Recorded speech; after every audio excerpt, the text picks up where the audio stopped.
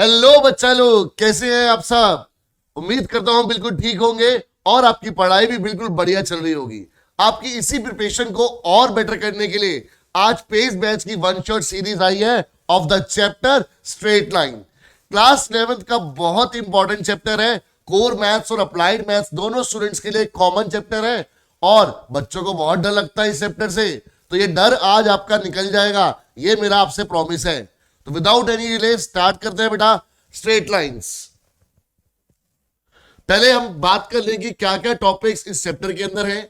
जो reduce syllabus है उसके अंदर कोई चेंजेस है या नहीं। तो देखो, ज्यादा टॉपिक हमारे पास यहां पर अगर हम लोग सीबीएसई की गाइडलाइंस पढ़े जो उन्होंने सिलेबस दिया है तो उसमें कई टॉपिक्स जो हैं वो डिलीटेड है। जैसे आपके पास पूरा जनरल इक्वेशन ऑफ लाइन का टॉपिक डिलीटेड है, बट उस टॉपिक को पढ़े बिना हम लोग most of the question solve भी नहीं कर पाएंगे। तो बहुत छोटा सा टॉपिक है बट उसको हम लोग पढ़ के जरूर चलेंगे। देन हमारे पास इक्वेशन फाइंड आउट करने में जहां पर हमारे पास different forms of equation of line हम पढ़ेंगे, वहां पर हमारे को एक नॉर्मल फॉर्म होती है, वो सिर्फ कोर मैथ्स वाले बच्चे पढ़ते हैं। अप्लाइड मैथ्स वाले स्टूडेंट्स उसको नहीं पढ़ते हैं क्योंकि उसके अंदर ट्रिग्नोमेट्री इन्वॉल्व होती है।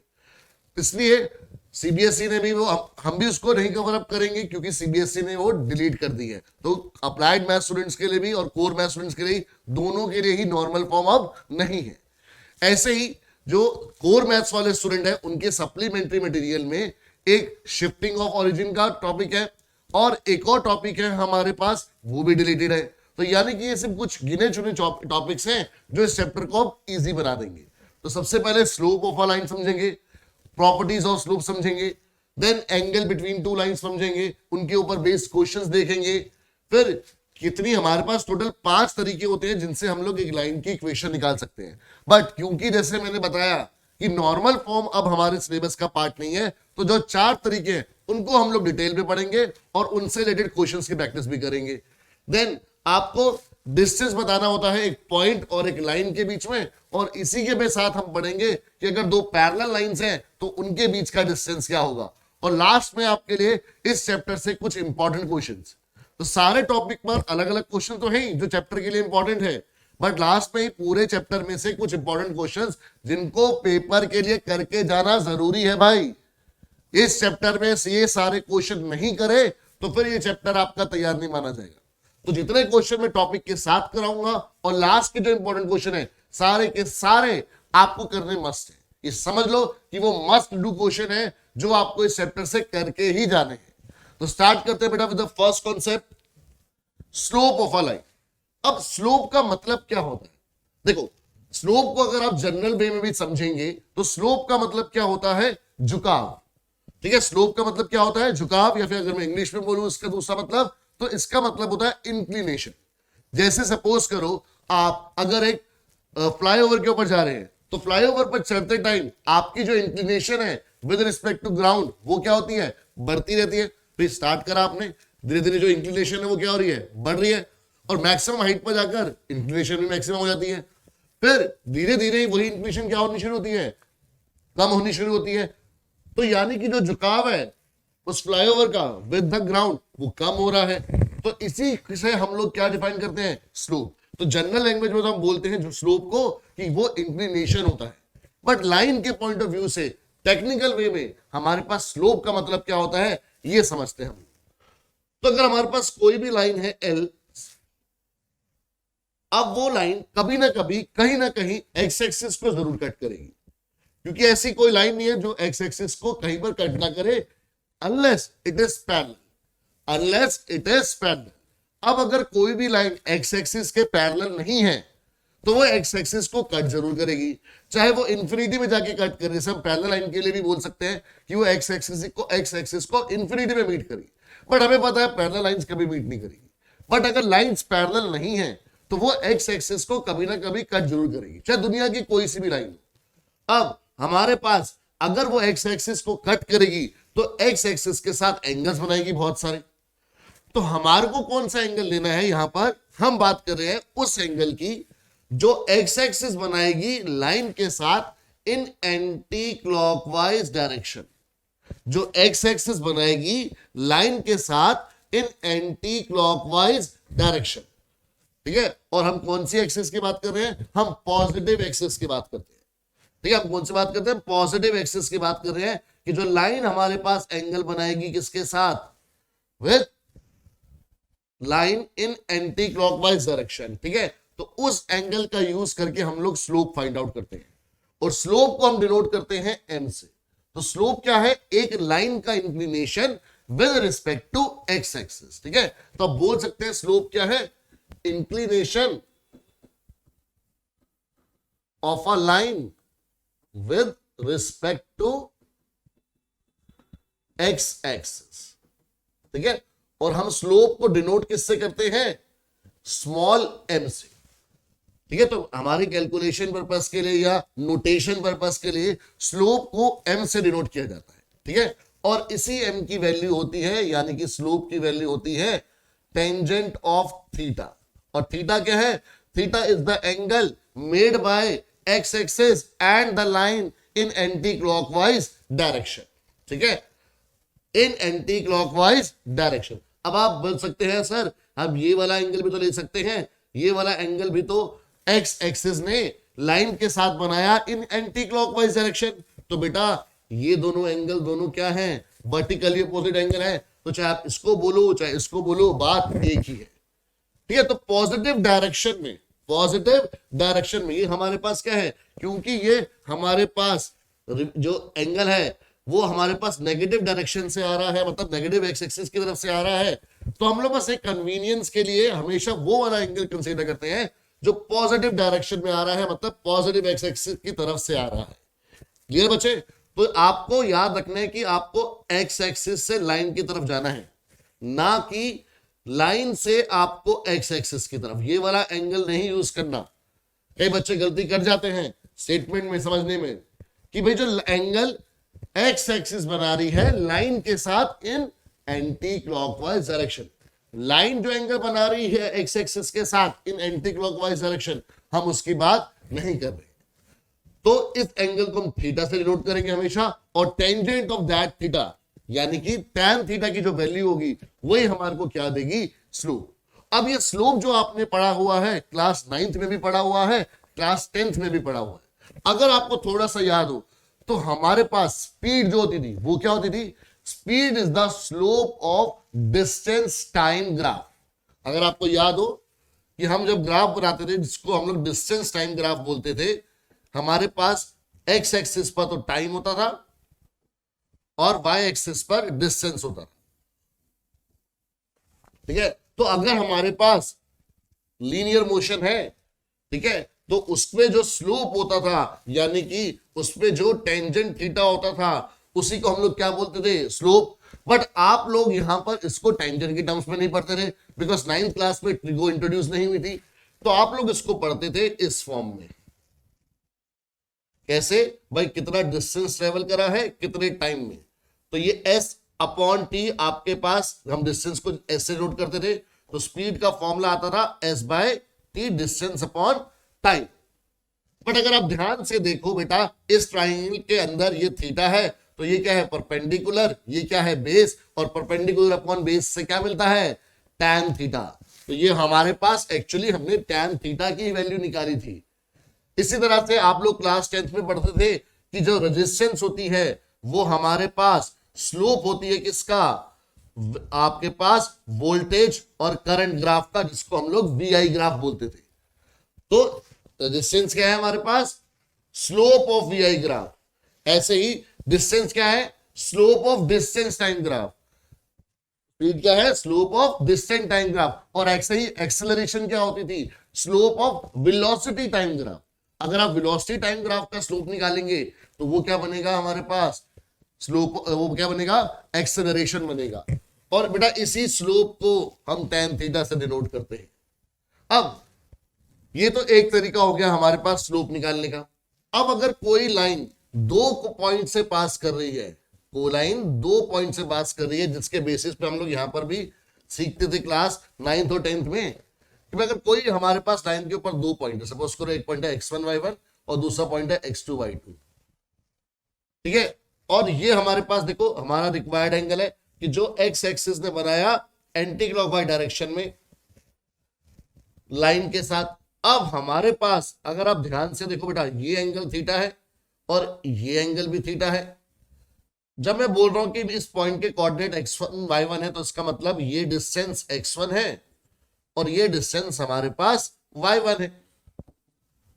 ठीक है, उसी तरह से ये जो हमारे पास Q पॉइंट है, उसके लिए अगर हम बात करें तो बेटा ये पूरा डिस्टेंस क्या हो जाएगा, x2, और ये पूरा डिस्टेंस क्या हो जाएगा, y2।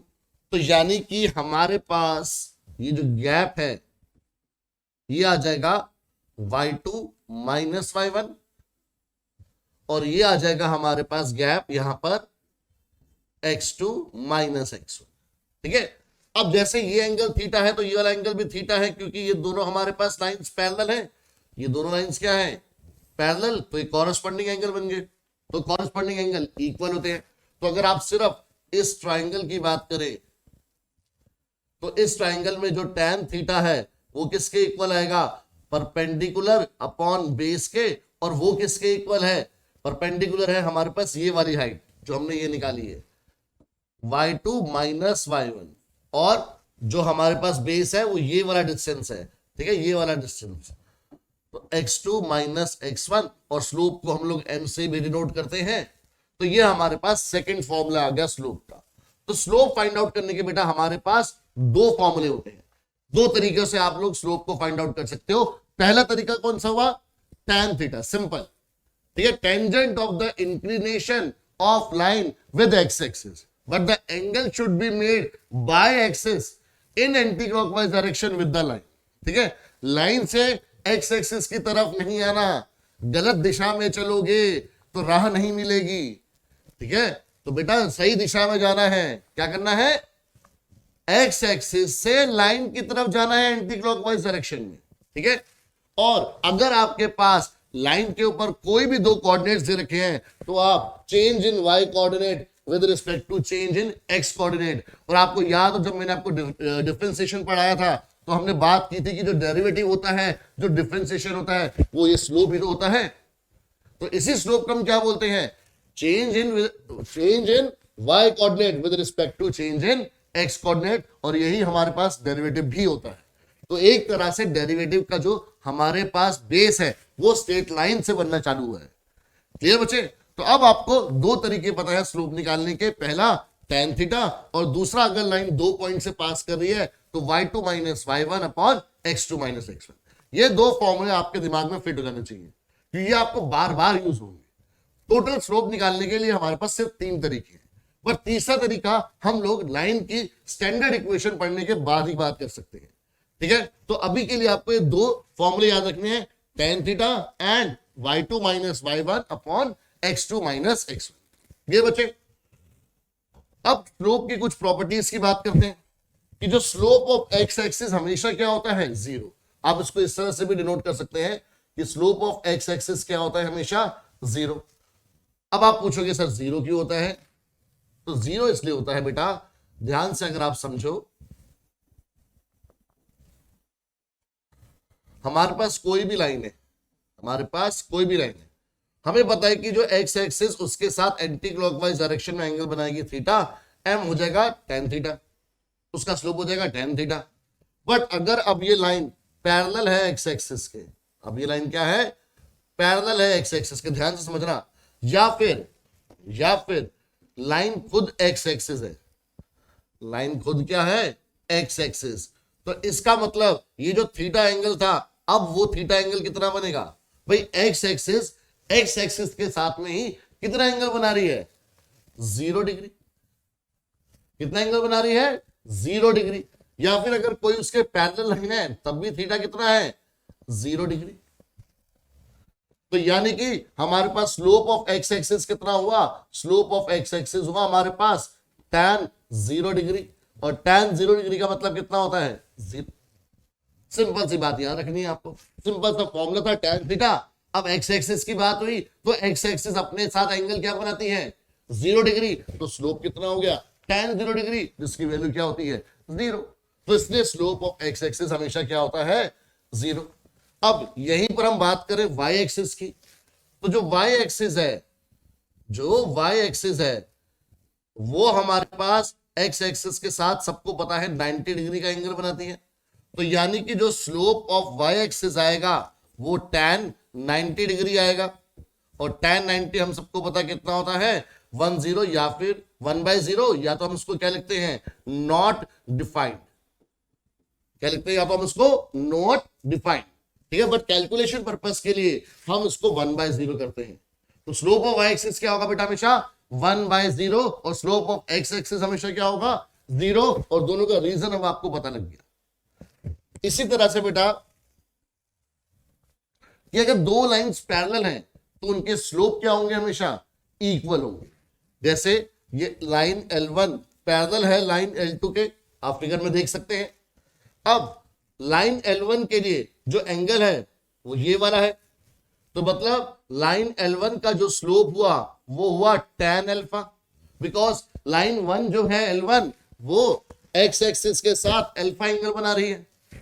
सिमिलरली जो लाइन 2 है वो एक्स एक्सिस के साथ एंगल बना रही है बीटा, तो उसका फॉर्मूला हुआ स्लोप का tan बीटा, ठीक है। बट ये अल्फा और बीटा दोनों एंगल क्या माने जाएंगे सेम। क्यों बनेंगे सेम? क्योंकि ये कॉरस्पॉन्डिंग एंगल है, क्योंकि दोनों लाइंस पैरेलल है। तो यानी कि अगर अल्फा इक्वल टू बीटा है तो इससे हमारे को क्या मिला कि M1 भी इक्वल आएगा M2 के, M1 भी इक्वल आएगा किसके बेटा M2 के। तो ये बात याद रखनी है कि अगर दो लाइंस पैरेलल होती हैं तो उनके स्लोप क्या होते हैं इक्वल होते हैं। क्यों होते हैं सर इक्वल? क्योंकि दोनों का जो इंक्लिनेशन है विद एक्स एक्सिस वो क्या हो जाता है सेम। क्यों सेम हो जाता है? क्योंकि दोनों पैरेलल लाइंस हैं तो एक्स एक्सिस के साथ जो उनका इंक्लिनेशन है वो कॉरस्पॉन्डिंग एंगल के थ्रू इक्वल हो जाता है। तो इसलिए हमारे पास लाइंस का स्लोप क्या हो जाता है सेम हो जाता है। तो टू लाइंस आर पैरेलल तो स्लोप्स आर इक्वल। अब उसी तरीके से बेटा कि अगर दो लाइंस आपस में परपेंडिकुलर है, मतलब L1 is perpendicular to L2, तो क्या होगा सर? चलो देखते हैं। अब ये हमारे पास L1 लाइन है, ठीक है, ये L1 है, ये L2 है। L1 लाइन ने अल्फा एंगल बनाया तो M1 आ गया हमारे पास tan अल्फा। L2 लाइन ने एक्स एक्सिस के साथ बीटा एंगल बनाया तो हमारे पास M2 आ गया tan बीटा, ठीक है, ये तो डायरेक्ट है। अब ध्यान से देखो कि L1 और L2 आपस में 90 डिग्री का एंगल बना रही है, तो बेटा हमारे पास ये वाला एंगल भी कितना होगा 90 डिग्री, वर्टिकली अपोजिट एंगल्स। अब जो बीटा एंगल है it is the exterior angle of this triangle. अगर आप इस ट्राइंगल की बात करें तो बीटा क्या है इसके लिए एक्सटीरियर एंगल, और एक्सटीरियर एंगल थ्योरम हमने 9th में पढ़ी है, तो बीटा आ जाएगा alpha plus 90 degree. Exterior angle किसके इक्वल होता है? सम ऑफ टू अपोजिट एंगल्स। तो इसके लिए अपोजिट ये वाला एंगल हो गया, ठीक है। अब बीटा की वैल्यू 90 डिग्री प्लस अल्फा है तो यानी M2 कितना आएगा tan 90 डिग्री प्लस अल्फा।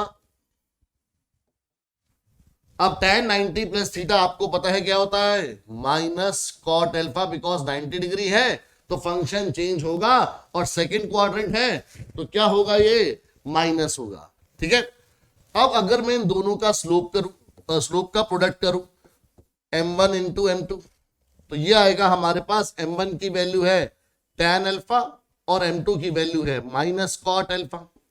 तो माइनस साइन बाहर आ गया, और कॉट को आप सबको पता है कि हम लोग 1/tan भी लिख सकते हैं, ये कैंसिल आउट हो गया। तो यानी कि अगर दो लाइंस आपस में परपेंडिकुलर हैं तो प्रोडक्ट ऑफ देयर स्लोप कितना होगा -1। तो बेटा ये दोनों बातें याद रखनी है आपको।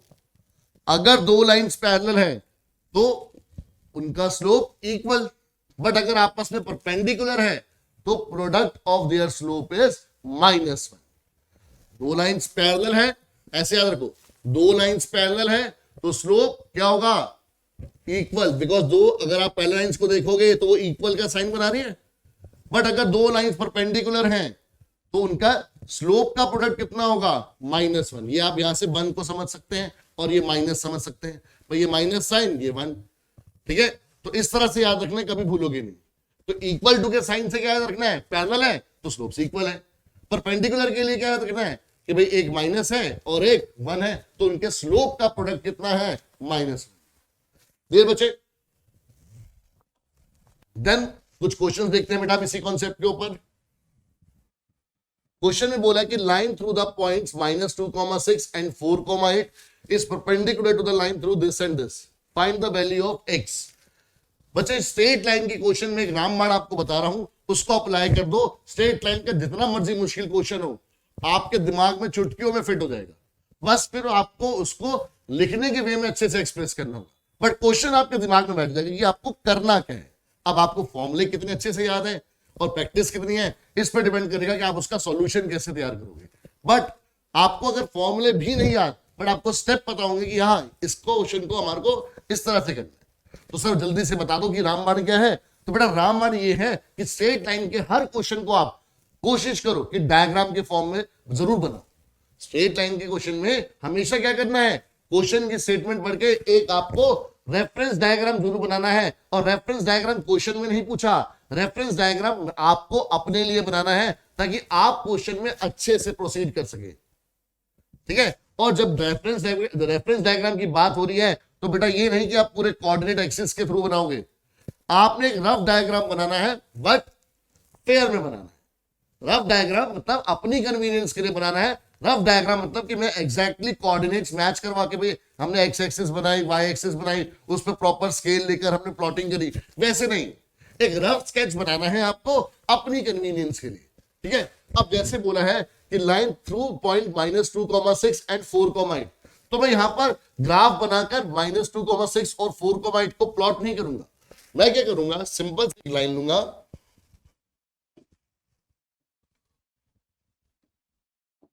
ठीक है, और उसको नाम दे दिया मैंने कि ये लाइन है हमारे पास L1 जो 2 पॉइंट से पास कर रही है, जिसमें एक है A -2,6 और एक है B कितना 4,8। अब ये लाइन क्या है, परपेंडिकुलर है एक और लाइन के, तो मैंने क्या करा, एक और लाइन बना दी इस तरह से कि दोनों लाइंस आपस में क्या हो जाए, परपेंडिकुलर हो जाए। ये सेकेंड लाइन है। अब ये लाइन भी 2 पॉइंट से पास कर रही है, तो उसमें एक नाम दे दिया मैंने C 8,12 और एक को नाम दे दिया D X, 24। अब मुझे क्वेश्चन में क्या बोला हुआ है वो देखो। अब आपको ना क्वेश्चन में अपना चीजें समझ में आनी शुरू हो जाएगी। आपके पास इंफॉर्मेशन क्या गिवन है कि जो लाइन AB है वो परपेंडिकुलर है CD के, क्वेश्चन में गिवन है। आप अपनी मर्जी से थोड़ा सोच रहे हो, भाई क्वेश्चन में लिखा हुआ है। अब आपको बस कॉन्सेप्ट याद होना चाहिए क्या, कि भाई अगर 2 लाइंस परपेंडिकुलर है तो क्रॉस याद, ये प्लस का साइन याद रखो। 2 लाइंस परपेंडिकुलर है ना, तो परपेंडिकुलर बना लो। -1 किस चीज की वैल्यू -1 है, इन्हीं दोनों लाइंस के स्लोप के प्रोडक्ट की वैल्यू। तो अगर AB परपेंडिकुलर है CD के, तो स्लोप ऑफ AB मैं इस तरह से डिनोट करूंगा इनटू स्लोप ऑफ CD, इसके इक्वल आएगा -1। अब सर स्लोप कैसे निकाले, तो बेटा यहां पर हमारे को एंगल तो नहीं दे रखा, तो इसका मतलब दूसरे वाला फॉर्मूला लगेगा। भाई 2 ही फॉर्मूले हैं, एंगल दे रखा है तो tan थीटा, पॉइंट्स दे रखे हैं तो y2 - y1 upon x2 - x1।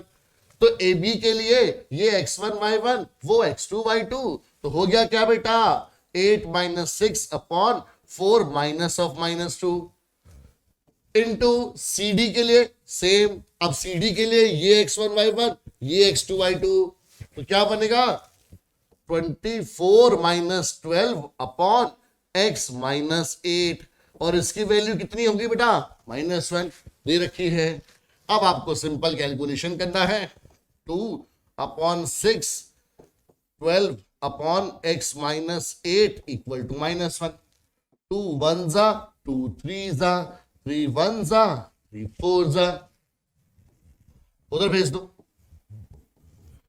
4 किसके इक्वल आ गया -x + 8, तो x किसके इक्वल आ गया 8 - 4, तो यानी x की वैल्यू कितनी आ गई हमारे पास 4। सिंपल। तो ये तो बेसिक कैलकुलेशन थी। तो कॉन्सेप्ट तो सिर्फ एक ही चाहिए था कि 2 लाइन जब परपेंडिकुलर हैं तो स्लोप का प्रोडक्ट कितना होगा -1, और अगर 2 पॉइंट दे रखे हैं तो स्लोप निकालने का तरीका होगा y2 - y1 upon x2 - x1। ये बच्चे लोग जल्दी से स्क्रीनशॉट ले लो। चलो बेटा नेक्स्ट क्वेश्चन देखते हैं। बट नेक्स्ट क्वेश्चन से पहले एक और प्रॉपर्टी जिसको हम लोग टॉपिक की फॉर्म में पढ़ेंगे, angle between two lines.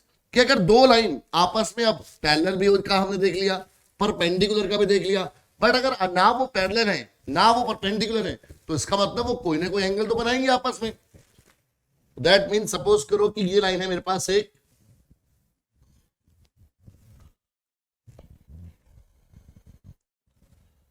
L1 और दूसरी लाइन बनाई हमने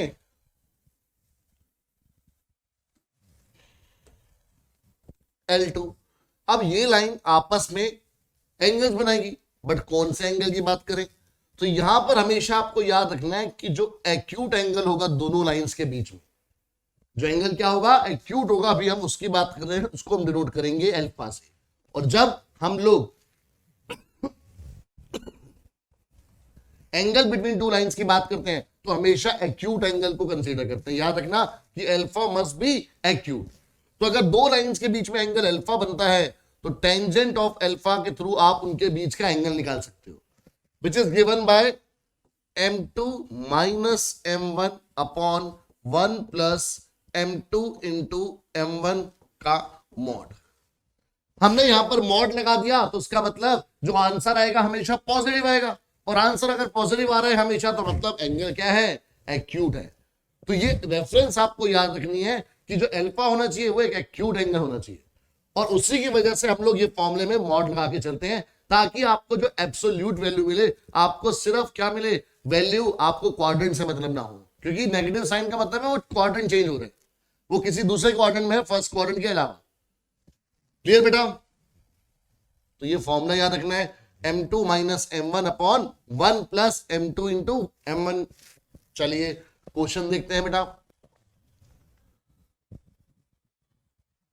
if the angle between two line is pi by 4, तो बेटा दो लाइन है तो आप रेफरेंस के लिए, एग्जामिनर को समझाने के लिए या अपनी कन्वीनियंस के लिए जो मर्जी बोलो, बट फिगर जरूर बनाओ। ये हमने एंगल रख लिया अल्फा, ठीक है, और अल्फा इस बार आपको गिवन है कितना, पाई by 4। And slope of lines is, and the slope of one of the line is, तो किसी एक लाइन का स्लोप है तो मैं m1 ले लेता हूं। m1 भी कितना है, 1/2, ये भी मुझे गिवन है। आपको क्या करना है, find the slope of other line. अब मैंने m1 का स्लोप लेट कर लिया है कि भाई वो गिवन है, तो यानी ये अब मुझे m2 निकालना है, ठीक है। अब क्या करेंगे इसमें हम लोग,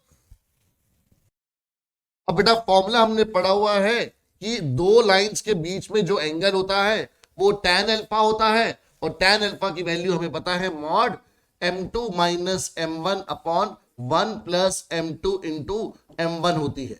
ये फॉर्मूला बच्चे हमने पढ़ा हुआ है, अब फॉर्मूले को यूज करते हैं। तो ये आ गया हमारे पास tan pi by 4 equal to mod m2 हमारे को नहीं पता, m1 हमारे को 1/2 दे रखा है। तो बेटा क्वेश्चन की अप्रोच बहुत क्लियर है, बस कैलकुलेशन आपको पढ़नी है। tan पाई बाय 4 आ जाएगा हमारे पास 1, पाई बाय 4 का मतलब क्या होता है, 45 डिग्री, ठीक है। पाई बाय 4 का मतलब 45 डिग्री, ठीक है। तो tan 45 डिग्री की वैल्यू 1 होती है, तो 1 किसके इक्वल आ गया, यहां पर हमने एलसीएम ले लिया, 2m2 minus 1 upon 2 whole divided by 2 plus m2 upon 2, क्योंकि ये मल्टीप्लाई हो रहा है ना, m2 इंटू m1, 2 से 2 कैंसिल आउट हो गया। अब बच्चे एक बात आपको यहां पर सीखनी है कि जैसे ही मैं यहां पर मॉड हटा के लिखूंगा 2m2 minus 1 upon 2 plus m2, अगर मैं मॉड हटाता हूं तो मुझे दूसरी तरफ प्लस माइनस 1 लगाना पड़ेगा, ठीक है। मुझे क्या लगाना पड़ेगा, प्लस माइनस का साइन लगाना पड़ेगा। क्यों? क्योंकि जब भी बेटा मॉड हटता है तो उसका आंसर हमेशा क्या आएगा, प्लस माइनस के टर्म्स में आएगा। जैसे भी अगर मॉड x इक्वल टू 3 है तो x किसके इक्वल आएगा, प्लस माइनस 3। क्यों? क्योंकि अगर आप मॉड के अंदर -3 लिखेंगे तब भी 3 आएगा, आप मॉड के अंदर 3 लिखेंगे तब भी आंसर 3 आएगा।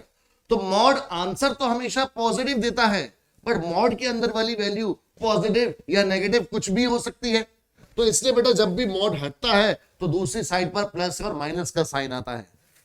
अब एक बार आपको प्लस वैल्यू लेके चलनी है और एक बार नेगेटिव वैल्यू लेके चलनी है।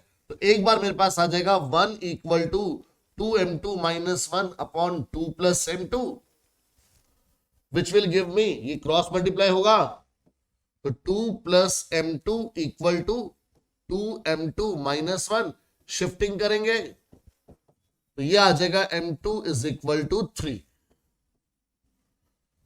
कब? जब यहां पर हमने +1 लिया था, और अगर यहीं पर मैं +1 की जगह पर -1 कंसीडर करके चलता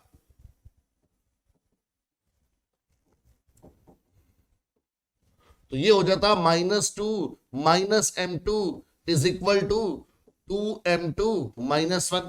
तो ये हमारे पास क्या होता? -2 + 1 इक्वल टू 3m2, और यहीं से हमारे पास m2 की वैल्यू आ जाती -1/3। तो यानी हमारे पास दो वैल्यूज है स्लोप की। भाई इस स्लोप की वैल्यू हमारे पास 3 भी हो सकती है और -1/3 भी हो सकती है, ठीक है, डिपेंडिंग अपॉन कि हम लोग एंगल कौन सी बात कर रहे हैं। बिकॉज फॉर्मूले के थ्रू तो हमने सिर्फ एक्यूट एंगल की बात की थी, पर जब वो मॉड हटा तो ये एंगल में हमारे पास प्लस माइनस दोनों के लिए बात होगी, ठीक है। तो इसलिए फॉर्मूले में तो हम लोग मॉड लगा के चलते हैं, बिकॉज रेफरेंस पॉइंट हमेशा हम एक्यूट एंगल के लिए रखते हैं। बट अगर एंगल एक्यूट नहीं है तो वो आपको ऑब्ट्यूज की पॉसिबिलिटी भी अपने आप देगा, ठीक है। चलो, तो ये बहुत इंपॉर्टेंट क्वेश्चन था बेटा आपकी एनसीईआरटी का। आगे बढ़ते हैं। अब नेक्स्ट हमारे पास जो टॉपिक है, जो सबसे बेसिक टॉपिक है इस चैप्टर का, जो सबसे इंपॉर्टेंट टॉपिक है, वो है वेरियस फॉर्म्स ऑफ लाइन। मतलब लाइंस की आप इक्वेशन किस अलग अलग तरीके से निकाल सकते हैं। तो जैसा कि मैंने स्टार्टिंग में बताया था कि 5 तरीके होते हैं, बट उसमें से एक तरीका ब्लीड हो गया जिसको हम लोग नॉर्मल फॉर्म बोलते हैं। तो आपके पास सिर्फ 4 तरीके हैं, ठीक है, सिर्फ 4 तरीके हैं। तो पहला हमारे पास जो तरीका है इसको हम बोलते हैं स्लोप इंटरसेप्ट फॉर्म। इसको हम क्या बोलते हैं? Slope intercept form. तो बेटा जैसे कि नाम से ही पता लग रहा है कि आपको एक लाइन का स्लोप गिवन होगा और साथ में 1 इंटरसेप्ट गिवन होगा। अब आप बोलोगे सर ये इंटरसेप्ट क्या होता है, प्लीज इसको बताइए। तो बड़े ध्यान से सुनिएगा, बिकॉज ये बार बार आपको यूज होगा। अगर हमारे पास कोई भी लाइन है, ठीक है, हमारे पास कोई भी लाइन, सपोज करो इस तरह से एक लाइन है मेरे पास, तो इस लाइन ने हमारे पास क्या करा कि भाई एक्स एक्सिस का और वाई एक्सिस का एक हिस्सा कट करा, एक पार्ट कट करा। कहां से? With respect to origin. अगर मैं देखूं कि भाई इस लाइन एल ने ऑरिजिन से एक्स एक्सिस का इतना पार्ट कट करा और वाई एक्सिस का इतना पार्ट कट करा, तो लाइन जितना पार्ट एक्स एक्सिस का ऑरिजिन से, यहां पर रेफरेंस क्या है? ऑरिजिन। ऑरिजिन से जितना पार्ट एक्स एक्सिस का कट करती है लाइन, उसको आप बोलते हो एक्स इंटरसेप्ट। उसको आप क्या बोलते हो? एक्स इंटरसेप्ट, जिसको हम लोग जनरली डिनोट करते हैं स्मॉल ए से। और वाई एक्सिस का ऑरिजिन से जितना पार्ट कट करती है उसको हम बोलते हैं वाई इंटरसेप्ट, ठीक है, जिसको हम लोग बी बोलते हैं। तो लाइन ने एक्स एक्सिस का जितना पार्ट काटा वो ए, वाई एक्सिस का जितना पार्ट काटा वो बी, ठीक है, तभी इसको क्या बोलते हैं? इंटरसेप्ट। तो अब एक्स और वाई में से कोई एक इंटरसेप्ट आपको गिवन हो, तो अगर हमारे को एक्स इंटरसेप्ट गिवन है, अगर हमारे को एक्स इंटरसेप्ट गिवन है, तो लाइन की इक्वेशन आती है y equal to m x minus a. Line की इक्वेशन क्या आती है? y equal to m x minus a, where m is the slope and a is the x intercept. a क्या होता है? x intercept. और सर x और y, अरे भाई x और y की जगह पे यार x और y ही रहेगा, तभी तो इक्वेशन बनेगी। अगर x और y की जगह भी वैल्यू पुट कर दी तो इक्वेशन कहां बनेगी? लेफ्ट हैंड साइड इक्वल आ जाएगी राइट हैंड साइड के। तो x और y की जगह पर जब इक्वेशन निकालते हैं तो कुछ नहीं आता, x और y ही रहता है, ठीक है। अब अगर y इंटरसेप्ट गिवन हो हमारे को, अगर हमारे को y इंटरसेप्ट गिवन हो, तो y की वैल्यू हमारे पास किसके इक्वल आती है? mx plus b. तो अगर आपको y इंटरसेप्ट गिवन है यानी b गिवन है, तो आप ये वाला फॉर्मूला यूज करोगे। ठीक है, नोटेशन तो ये है, m हमारे पास स्लोप है और b हमारे पास y इंटरसेप्ट है। तो अगर x इंटरसेप्ट गिवन है तो y equal to m bracket x minus है। अब अगर y इंटरसेप्ट गिवन है विद स्लोप तो y equal to mx plus b। आपको एनसीईआरटी में इसको mx प्लस c से भी लिखा होगा। तो आप हमेशा ये याद रखो कि देखो इंटरसेप्ट को a और b लेट करना है, क्योंकि अभी हम इंटरसेप्ट फॉर्म पढ़ेंगे तो वहां पर भी हमारे को इंटरसेप्ट यूज करने हैं और वहां पर आप इंटरसेप्ट पढ़ोगे a और b की फॉर्म में। तो अगर आप वहां पर a और b की फॉर्म में पढ़ रहे हो, यहां पर c की फॉर्म में पढ़ रहे हो, तो आप खुद कंफ्यूज होगे। ठीक है, तो इसमें हमारे पास ये स्टैंडर्ड रिजल्ट्स होते हैं, आप इसको इस तरह भी यूज कर सकते हो। क्लियर बच्चे? चलिए, तो ये पहली इक्वेशन आ गई हमारे पास। अब बात करते हैं दूसरे तरीका जिससे आप लाइन की इक्वेशन निकाल सको।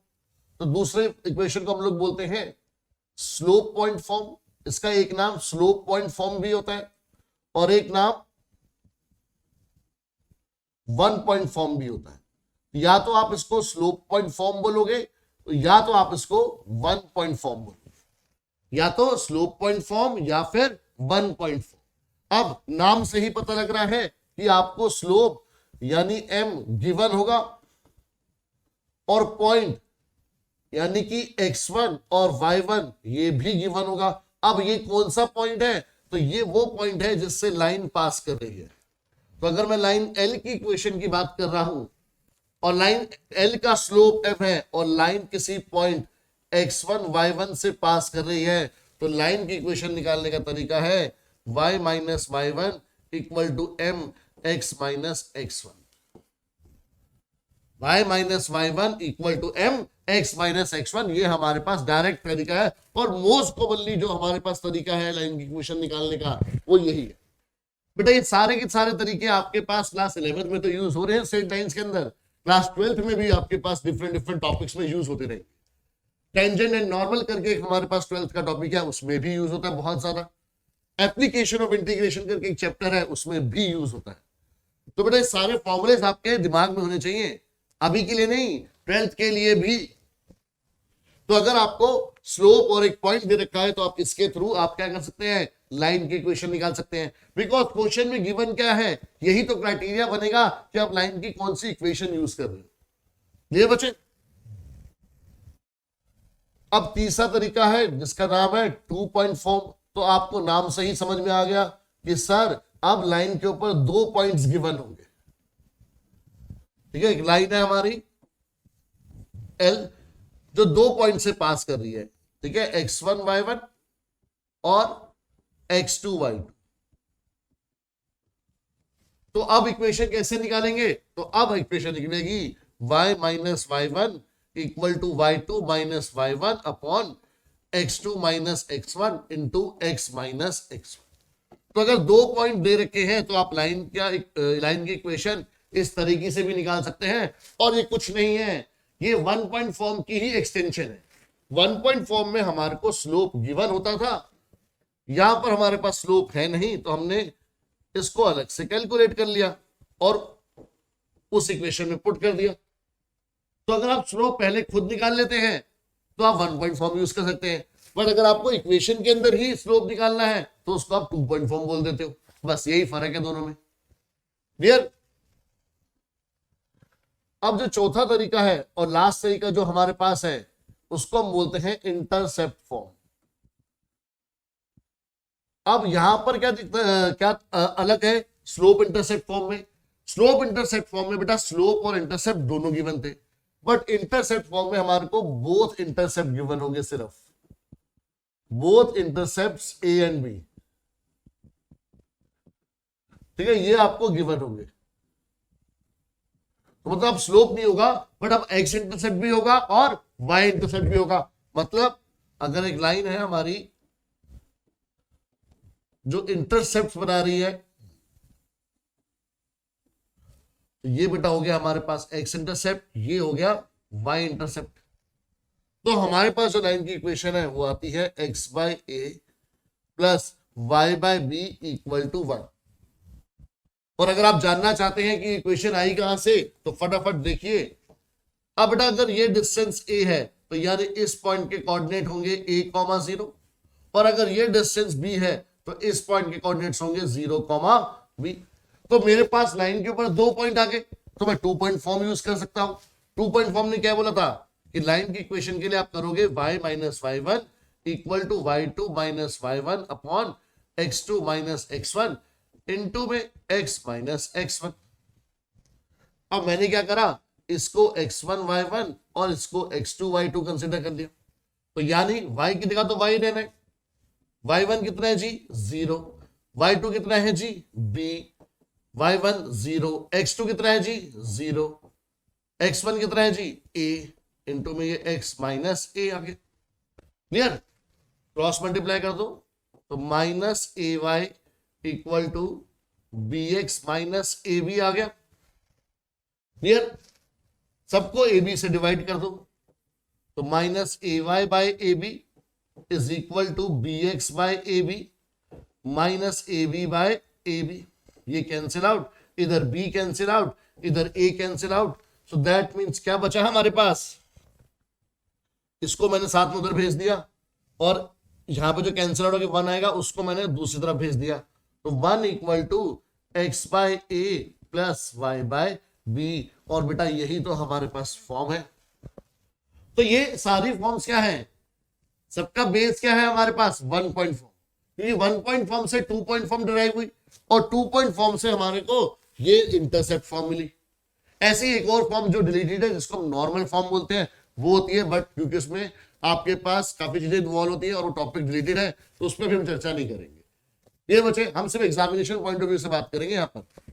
तो ये हमारे पास एक इंटरसेप्ट फॉर्म है। अब ये सारे तरीके हमने सीखने के बाद करना क्या है कि क्वेश्चन में ये देखना है कि गिवन क्या है, बिकॉज जो आप क्वेश्चन में इंफॉर्मेशन गिवन होगी उसके बेसिस पर आप डिसाइड करोगे कि आप लाइन की कौन सी इक्वेशन बनाओगे। ठीक है, तो देखते हैं बेटा क्वेश्चंस। क्वेश्चन में बोला कि find the equation of line intersecting the y-axis at a distance of 2 units above the origin and making an angle of 30 degree with positive direction of x-axis। तो अब अगर फिगर के terms of point of view से बात करें, क्योंकि अब यहां पर एक्सेस इन्वॉल्व है तो आपको फिगर भी उसी के अकॉर्डिंग बनानी पड़ेगी, बट प्लॉटिंग मेरे लिए आपको पूरा 1 2 3 फिर -1 -2 -3 इस तरह से लिखने की जरूरत नहीं। क्या बोला है, जो लाइन है वो y एक्सिस को इंटरसेक्ट कर रही है, कहां पर 2 यूनिट्स के डिस्टेंस पर अबव द ओरिजिन। 2 यूनिट्स का डिस्टेंस अबव द ओरिजिन मतलब ये, तो लाइन y एक्सिस को यहां पर कट कर रही है, ये 2 यूनिट्स है ये डिस्टेंस, और x एक्सिस के साथ पॉजिटिव डायरेक्शन में एंगल कितना बना रही है 30 डिग्री। तो ये बेटा फिगर बनाते ही मेरी टेंशन खत्म, क्योंकि मुझे पता लग गया अब मैं स्लोप निकाल सकता हूं। ठीक है, स्लोप का फॉर्मूला क्या होता है tan थीटा, और थीटा जो एक्स एक्सिस एंगल बनाती है लाइन के साथ, तो ये हो गया tan 30 डिग्री। tan 30 डिग्री का मतलब कितना हो गया 1/√3, तो मेरे पास स्लोप आ गया। अब मुझे y इंटरसेप्ट गिवन है तो यानी कि मुझे b गिवन है, तो b कितना आ गया 2। अब अगर मुझे y इंटरसेप्ट गिवन है तो मैं लिखूंगा यूजिंग, आपको सिर्फ इक्वेशन लिखनी है y equal to mx plus b। तो y की जगह तो y रहेगा, m हमारे पास 1/√3 है, x की जगह भी x रहेगा, b की जगह पर आ गया 2। अब आपने कुछ नहीं करना, बस एलसीएम लेके सिंप्लीफाई करना है, x प्लस 2√3 अपॉन √3, इसको उधर भेजा, √3y is equal to x plus 2√3। तो यानी फाइनल आंसर क्या आ गया x minus √3y plus 2√3 equal to 0। तो बेटा क्वेश्चन में इंफॉर्मेशन क्या गिवन है, फोकस उस पर रखना है, क्योंकि इंफॉर्मेशन गिवन से हमारे को यह पता लगेगा कि मुझे फॉर्म कौन सी यूज करनी है। ये बच्चे इसको नोट डाउन कर लो या स्क्रीनशॉट लो। चलिए एक और क्वेश्चन बेटा कि find the equation of a line passing through -3,5। ठीक है, अगेन बेटा फिगर इंपॉर्टेंट है बट रफ स्केच। तो मैंने क्या करा, एक लाइन बनाई, इसको नाम दे दिया मैंने L, और ये एक पॉइंट A से पास कर रही है जिसके कोऑर्डिनेट्स मुझे दे रखे हैं -3,5। तो आपको एक रफ स्केच बनाना है, अपनी कन्वीनियंस के लिए तो बनाना ही बनाना है, ताकि एग्जामिनर को भी फिगर देख के समझ में आ जाए कि बच्चे को क्वेश्चन आता है। And perpendicular to the line through the points this. अब ये लाइन एक और लाइन के परपेंडिकुलर है, और ये जो लाइन है वो परपेंडिकुलर जो है वो 2 पॉइंट से पास कर रही है, तो उनको नाम दे दिया बी 2,5 और सी -3,6। हमारे को क्या फाइंड आउट करना है? लाइन की इक्वेशन। किस लाइन की इक्वेशन? जो लाइन हमारे पास इस पॉइंट से पास करी थी। तो यानी मुझे क्वेश्चन में फाइंड क्या करना है? स्ट्रेट लाइन वाले क्वेश्चन में आप लिख दिया करो कि फाइंड आउट क्या करना है, ताकि आपको क्लियरिटी रहे, कभी गलती ना हो। हमें फाइंड आउट करना है इक्वेशन ऑफ लाइन एल। हमें फाइंड आउट क्या करना है? Equation of line L. तो देखते हैं भाई इसका सॉल्यूशन कैसे निकलेगा। तो अब मेरे को लाइन के ऊपर एक पॉइंट दे रखा है। अब अगर एक पॉइंट दे रखा है तो या तो 1 पॉइंट फॉर्म लगेगी या तो हमारे पास 2 पॉइंट फॉर्म लगेगी। अब देखते हैं कि क्या हम दूसरा कोऑर्डिनेट निकाल सकते हैं या फिर 1 पॉइंट फॉर्म के लिए स्लोप निकाल सकते हैं। मुझे सबसे पहले परपेंडिकुलर दिखाई दिया, परपेंडिकुलर दिखते ही मुझे ये याद आ गया। तो यानी कि हम बोलेंगे कि as line L is perpendicular to BC, BC line के परपेंडिकुलर है, तो that means slope of line L into slope of line BC equal to -1। ठीक है। अब लाइन एल का स्लोप तो हमारे पास नहीं है, तो कोई बात नहीं, उसको एज इट इज रखा। बट जो लाइन बीसी है उसका स्लोप तो हमारे पास है। क्यों? क्योंकि उसके लिए 2 पॉइंट है। तो क्या आ जाएगा? y2 minus y1 upon x2 minus x1। तो यानी ये कितना आ गया हमारे पास? 1 by -5 equal to -1। So that means slope कितना आ गया लाइन एल का? 5। अब स्लोप है, पॉइंट है, तो आपको क्वेश्चन के लिए कुछ करना ही नहीं है। सीधा क्या लिखना है? यूजिंग, ये भी नहीं लिखना कि हम 1 पॉइंट फॉर्म यूज कर रहे हैं, सीधा अपनी इक्वेशन लिखनी है, बिकॉज इक्वेशन ही अपने आप में बता रही है कि वो 1 पॉइंट फॉर्म है। तो using y minus y1 equal to mx minus x1, क्या आएगा? y माइनस y1 कितना है? 5, m कितना निकाला? 5, और x कितना है? x1 कितना है? -3। तो y माइनस 5 इक्वल टू में 5x प्लस 15। स्टैंडर्ड फॉर्म में करने के लिए आपको पता है x वाला कोएफिशिएंट हमेशा पॉजिटिव रहना चाहिए और सब कुछ एक तरफ होना चाहिए। तो 5x minus y plus 20 equal to 0। ये हमारे पास बच्चे इक्वेशन आ गई। तो क्वेश्चन में इंफॉर्मेशन जो गिवन है उसको आपने रफ में प्लॉट करा, बट रफ में मतलब कि आपने इसको प्रॉपर प्लॉट नहीं करा, बट प्लॉट आपको इसको फेयर में ही करना है। ठीक है। तो ये आपके पूरे सॉल्यूशन का बहुत इंपॉर्टेंट पार्ट है, बिकॉज ये आपको रास्ता दिखाएगा कि क्वेश्चन में प्रोसीड कैसे करना है। चलिए एक और क्वेश्चन देखते हैं बेटा। Find the equation of a line that cuts of equal intercept. अब क्वेश्चन में हमारे को दे दिया कि जो इंटरसेप्ट है वो क्या है? इक्वल। तो इंटरसेप्ट का मतलब क्या हुआ कि हमारे को गिवन है कि जो a is equal to b है, ये क्वेश्चन में गिवन है। अब अगर आप दिखाना चाहते हो कि भाई a और b क्या है, तो कोई दिक्कत नहीं, आप छोटा सा डायग्राम बना दो कि भाई ये एक लाइन है हमारे पास जिसमें ये x इंटरसेप्ट है, ये y इंटरसेप्ट है। इस बार क्वेश्चन में दे रखा है कि भाई दोनों क्या है? इक्वल। ठीक है। Intercept on the coordinate axis and passes through the point 2,3। तो ये कहीं यहां पर 2,3 से पास भी कर रही है। ये तो हमने क्या करा, बड़ा ध्यान से समझना, इस पॉइंट का नाम तो दे दिया एक तो ए। सबसे पहले हमारे को क्योंकि इंटरसेप्ट के बारे में बात करी जा रही है और एक्स और वाई दोनों इंटरसेप्ट की बात करी जा रही है, तो मतलब मुझे इंटरसेप्ट फॉर्म यूज करनी है। तो मैंने सबसे पहले क्या करा, let equation of required line be, जो भी मेरे को लाइन रिक्वायर्ड है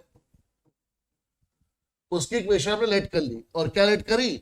x by a plus y by b equal to 1। अब सर ये क्यों लेट करी? कि भाई इंटरसेप्ट दे रखे हैं तो ऑब्वियस सी बात है मैं इंटरसेप्ट फॉर्म ही यूज करूंगा। अब मुझे गिवन क्या है कि a is equal to b है। सो इक्वेशन क्या आ गई? x by a plus y by a is equal to 1। अब इसको दिया मैंने इक्वेशन नंबर 1।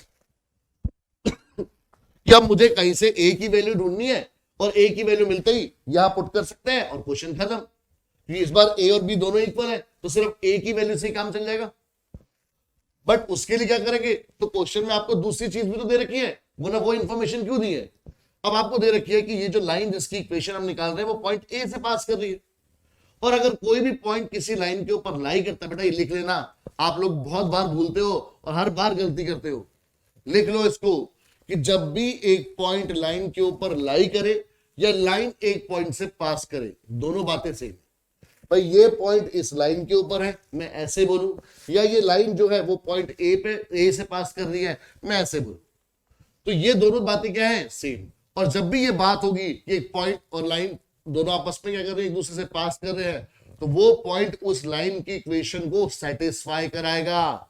नोट कर लो बात, वो पॉइंट उस लाइन की इक्वेशन को सेटिस्फाई कराएगा बच्चे। तो इसका मतलब हम लिख सकते हैं कि as point A lie on line, ठीक है, सो देयरफॉर क्या होगा, x की जगह पर आप 2 लिख सकते हो और y की जगह पर आप 3 लिख सकते हो, बिकॉज ये पॉइंट इस लाइन की इक्वेशन को सेटिस्फाई कराएगा, और यही तो इसकी इक्वेशन है। अब यहां से फायदा क्या हुआ कि मेरे पास आ गया कि भाई 5/a = 1 है, तो इसका मतलब a = 5 है, a = क्या है, 5। तो इसको मैंने पुट करा इक्वेशन नंबर 1 में, तो ये आ गया x/5 + y/5 = 1, तो x + y = 5 आ गया। स्टैंडर्ड फॉर्म में करने के लिए सबको एक तरफ, ये बेटा हमारे पास रिक्वायर्ड इक्वेशन आ गई, काम खत्म। है ना, सिंपल सा क्वेश्चन, पर क्वेश्चन सिंपल तब होता है जब आप क्वेश्चन को पढ़ के उसको एक डायग्राम के फॉर्म में रिप्रेजेंट करवा सके, तो ये अपनी भी कन्वीनियंस हो जाती है और एग्जामिनर के लिए भी। चलिए एक और क्वेश्चन देखते हैं। बेटा सारे के सारे इंपॉर्टेंट क्वेश्चंस हैं जो आपको जरूर करके जाने हैं कि PA, B is the mid point of a line segment between the axis. ये बेटा वर्ड आपको एक दो जगह पर और मिलेगा, लाइन सेगमेंट बिटवीन एक्सिस। तो जब भी बात हो लाइन सेगमेंट बिटवीन एक्सिस की, तो इसका मतलब वो इंटरसेप्ट फॉर्म की बात कर रहा है। तो याद रखना कि इसका मतलब क्या है कि ये इंटरसेप्ट फॉर्म की बात कर रहा है। किसकी बात कर रहा है, इंटरसेप्ट फॉर्म। तो ये ओरिजिन है, तो मैं लाइन इसी तरह से प्लॉट करूंगा। अब यहां पर एक थोड़ा सा ट्विस्ट है। ट्विस्ट क्या है कि हम लोग एक्स इंटरसेप्ट को स्मॉल ए से नोट करते हैं, वाई इंटरसेप्ट को स्मॉल बी से नोट करते हैं, और उसी के बीच में हमने फॉर्मूले भी पढ़े हैं। बट यहां पर आपको स्मॉल ए और बी कुछ और दे रखे हैं कि वो तो एक पॉइंट पी के कोऑर्डिनेट है, ठीक है। अब line segment between the axis बोला है, तो यानी लाइन के सिर्फ इतने पार्ट की बात हो रही है। लाइन सेगमेंट बिटवीन एक्सिस का मतलब है कोई लाइन सेगमेंट है, प्रॉपर लाइन नहीं है, बट हाँ जो लाइन इंटरसेप्ट फॉर्म बनाएगी उसी के ही लाइन सेगमेंट की बात हो रही है। और इस लाइन सेगमेंट का जो मिड पॉइंट है वो है P, जिसके कोऑर्डिनेट्स आपको A, B दे रखे हैं।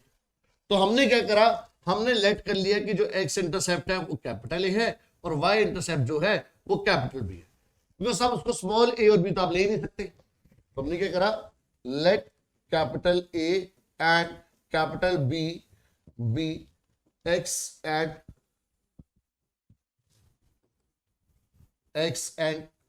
y intercept of line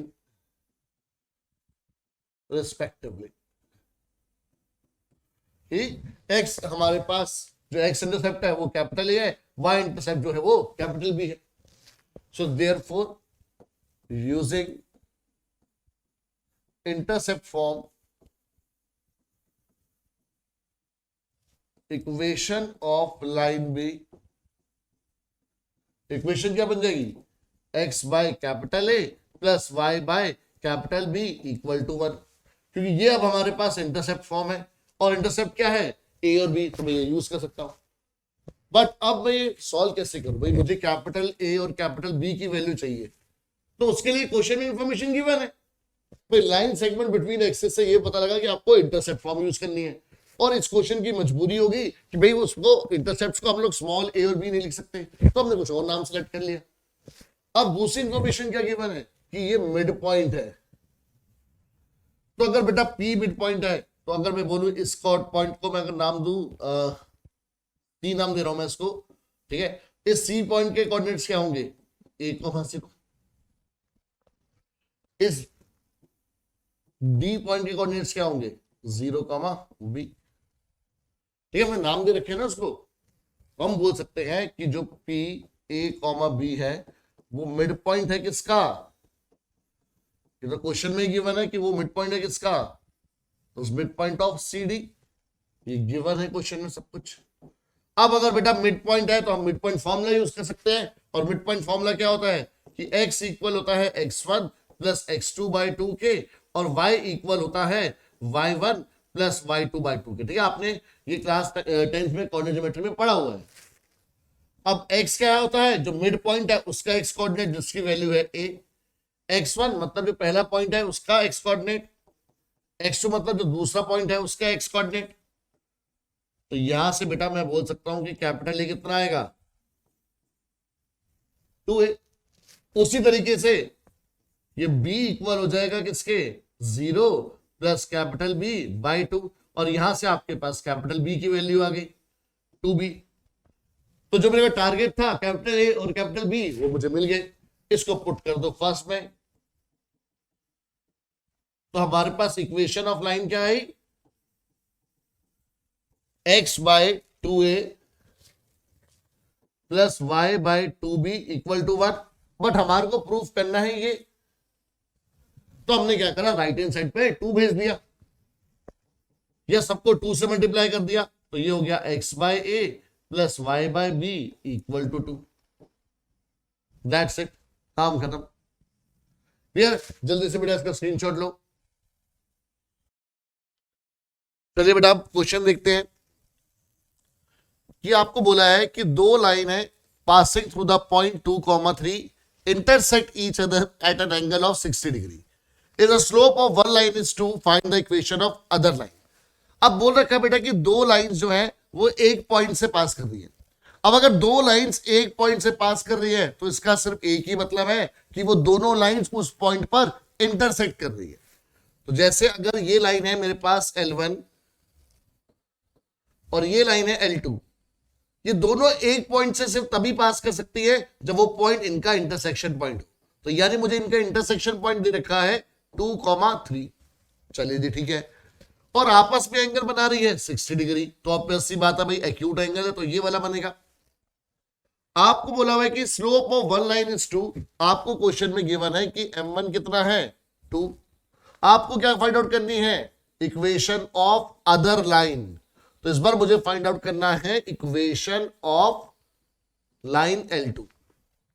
मुझे L2 की इक्वेशन फाइंड आउट करनी है। मुझे और क्या गिवन है, मुझे अल्फा दो लाइंस के बीच का एंगल 60 डिग्री दे रखा है। अब दो देखो क्वेश्चन के अप्रोच आपको क्वेश्चन खुद बताएगा कि दो लाइंस के बीच के एंगल की बात हो रही है, तो आपके पास फॉर्मूला है direct, tan alpha is equal to mod m2 minus m1 upon 1 plus m2 into m1।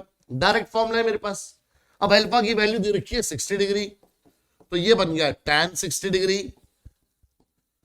m2 कितना है नहीं पता, m1 कितना है 2, 1 plus m2 into 2। tan 60 degree की वैल्यू √3, ये बना m2 minus 2 upon 1 plus 2m2। मैंने बेटा मॉड हटाया और आपको बताया था जब भी मॉड हटता है तो साथ में क्या आता है, साथ में आता है प्लस माइनस का साइन। क्लियर, अब क्या करेंगे जी, एक बार पॉजिटिव वैल्यू लेके चलेंगे, √3 equal to m2 minus 2 upon 1 plus 2m2। ठीक है, तो क्रॉस मल्टीप्लाई कर दो, तो √3 plus 2√3m2 is equal to m2 minus 2। इसको इधर भेजा, ये काम करते हैं, इसको इधर भेजते, इसको इधर भेजते, तो ये आ गया 2√3m2 minus m2 minus 2 minus √3। Simple calculation चल रही है बच्चे। आपने इन दोनों में से m2 कॉमन लिया तो ये आ गया 2√3 माइनस 1, और इन दोनों में से आपने माइनस कॉमन लिया तो ये आ गया 2 प्लस √3। तो दैट मीन्स m2 की वैल्यू कितनी आई मेरे पास, -2 प्लस √3 अपॉन 2√3 माइनस 1। ये हमारे पास m2 की वैल्यू आ गई। अब मेरे पास ऐसे ही दूसरी वैल्यू ये आप खुद निकालेंगे, कब आएगी, जब आप -√3 लेके चलेंगे। ठीक है, अब मुझे इक्वेशन निकालनी है, हम बोलेंगे equation of line L2 is y minus y1 equal to m x minus x1। अब मेरे पास लाइन 2 के लिए स्लोप भी है, पॉइंट था ही मेरे पास, तो स्लोप पॉइंट फॉर्म यूज कर ली, टेंशन खत्म। तो ये बना हमारे पास कितना, ये बना y माइनस y1 m कितना है minus of 2 plus √3 upon 2√3 minus 1 into x minus, और x1 की जगह पर कितना है 2। अब आपने इसको कैलकुलेशन करनी है, क्रॉस मल्टीप्लाई कराया तो y into 2√3 minus 1 minus 3 into 2√3 minus 1 equal to minus of 2 plus √3 into x और माइनस 2 इंटू 2 प्लस √3। इसको उधर भेजा हमने, तो ये बना 2 plus √3 x plus 2√3 minus 1 y, ये हो गया माइनस 6√3 प्लस 3, और ये माइनस साइन जब हो जाएगा तो प्लस का बन जाएगा, तो प्लस 4 प्लस 2√3 इक्वल टू 0। आपने बस लास्ट में बेटा कैलकुलेशन करनी है, तो ये कितना आ जाएगा 2 plus √3 x plus 2√3 minus 1 y equal to, ये माइनस 6√3 प्लस 2√3 रह जाएगा माइनस 4√3, और ये 3 प्लस 4 7। तो ये बेटा हमारा फाइनल आंसर आ जाएगा। ऐसे ही आपको क्या करना है कि एक और इक्वेशन निकालनी है, जब माइनस √3 से लेकर आप वैल्यू निकालोगे। क्लियर आपको बेटा, ये सारी इंफॉर्मेशन क्वेश्चन में गिवन है, बस आपको फॉर्मूले याद रख के इनको आगे प्रोसीड करना है और बेसिक कैलकुलेशन करनी है। बस सारे बच्चे क्या करते हैं गलती कि फिगर्स का यूज नहीं करते, इसलिए चैप्टर उनके लिए टफ बन जाता है। वरना स्ट्रेट लाइन से आसान कोई चैप्टर नहीं है, बिकॉज क्वेश्चन में सारे हिंट दे रखे हैं आपको। वो चीख चीख के बोल रहे हैं कि भाई इस तरह से क्वेश्चन को सॉल्व करो, बट हमें उससे समझना नहीं आता। वो समझ क्यों नहीं पाते, क्योंकि हम फिगर नहीं बनाते। तो फिगर बना के चलो बेटा, कभी भी किसी क्वेश्चन में दिक्कत नहीं आएगी। क्लियर, चलिए अब नेक्स्ट क्वेश्चन जो कॉन्सेप्ट है, ठीक है, वो है हमारे पास एक लाइन और एक पॉइंट के बीच का डिस्टेंस। अब सपोज करो कि कोई लाइन है मेरे पास,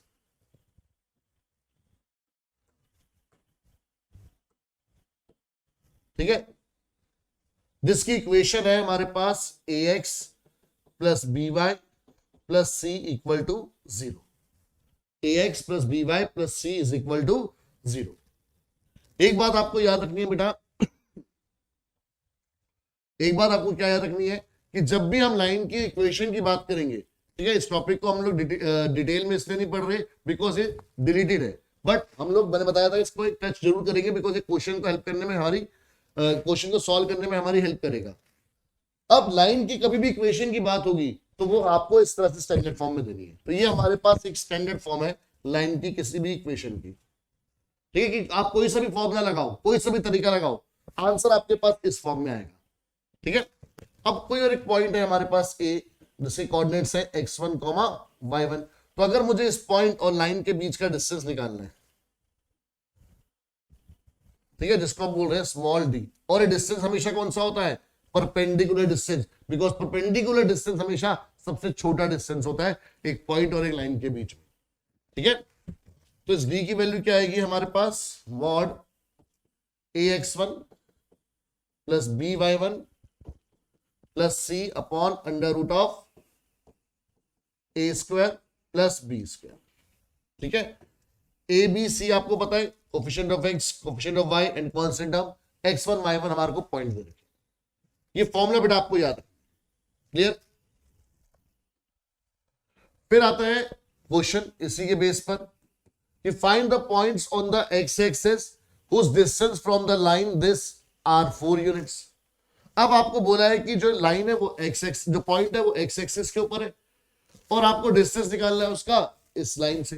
तो ये देखो एक लाइन है हमारे पास जिसकी इक्वेशन आपको दे रखी है x/3 plus y/4 equal to 1। अब एक पॉइंट है हमारे पास और उसका डिस्टेंस दे रखा है, यानी परपेंडिकुलर डिस्टेंस दे रखा है कितना, 4 यूनिट्स। अब ये पॉइंट जो है वो एक्स एक्सिस के ऊपर लाई करता है। अब अगर वो एक्स एक्सिस के ऊपर लाई करता है तो उसके कोऑर्डिनेट्स x1, 0 की फॉर्म में होंगे। ठीक है, फिगर बन गई, काम खत्म। तो हमने यहां लिखा let coordinate of point A B या फिर required point B x, 0 and given equation of line is, equation of line क्या है, x/3 plus y/4 equal to 1। ये इक्वेशन गिवन है बेटा हमारे को, पर इक्वेशन स्टैंडर्ड फॉर्म में नहीं है, तो पहले इसको क्या करेंगे, स्टैंडर्ड फॉर्म में लेकर आएंगे। उसके लिए एलसीएम लिया जी 12, तो ये हो गया 4x plus 3y equal to 1। ये उधर चला गया तो ये आ गया 4x plus 3y minus 12 equal to 0। ठीक है, अब हमारे पास हमने फॉर्मूला लगा दिया। कोई डिस्टेंस का फॉर्मूला क्या था, ax1 plus by1 plus c upon में under root of a square plus b square. ठीक है, तो क्या आ गया बेटा ये हमारे पास, a कितना है हमारे पास 4, x1 कितना है जी x, b कितना है जी हमारे पास, b है 3, y1 कितना है जी 0, c कितना है जी -12 whole divided by under root of a square मतलब 4 का स्क्वायर प्लस b स्क्वायर मतलब 3 का स्क्वायर। और ये डिस्टेंस किसके इक्वल दे रखा है हमारे को, 4 के इक्वल दे रखा है। चलो जी, क्या बना, मॉड 4x माइनस 12 अपॉन में 5 इक्वल टू 4। ठीक है, तो ये आया बेटा आपके पास 4x minus 12 by 5 equal to plus minus 4। Again दो केसेस बनाने पड़ेंगे आपको।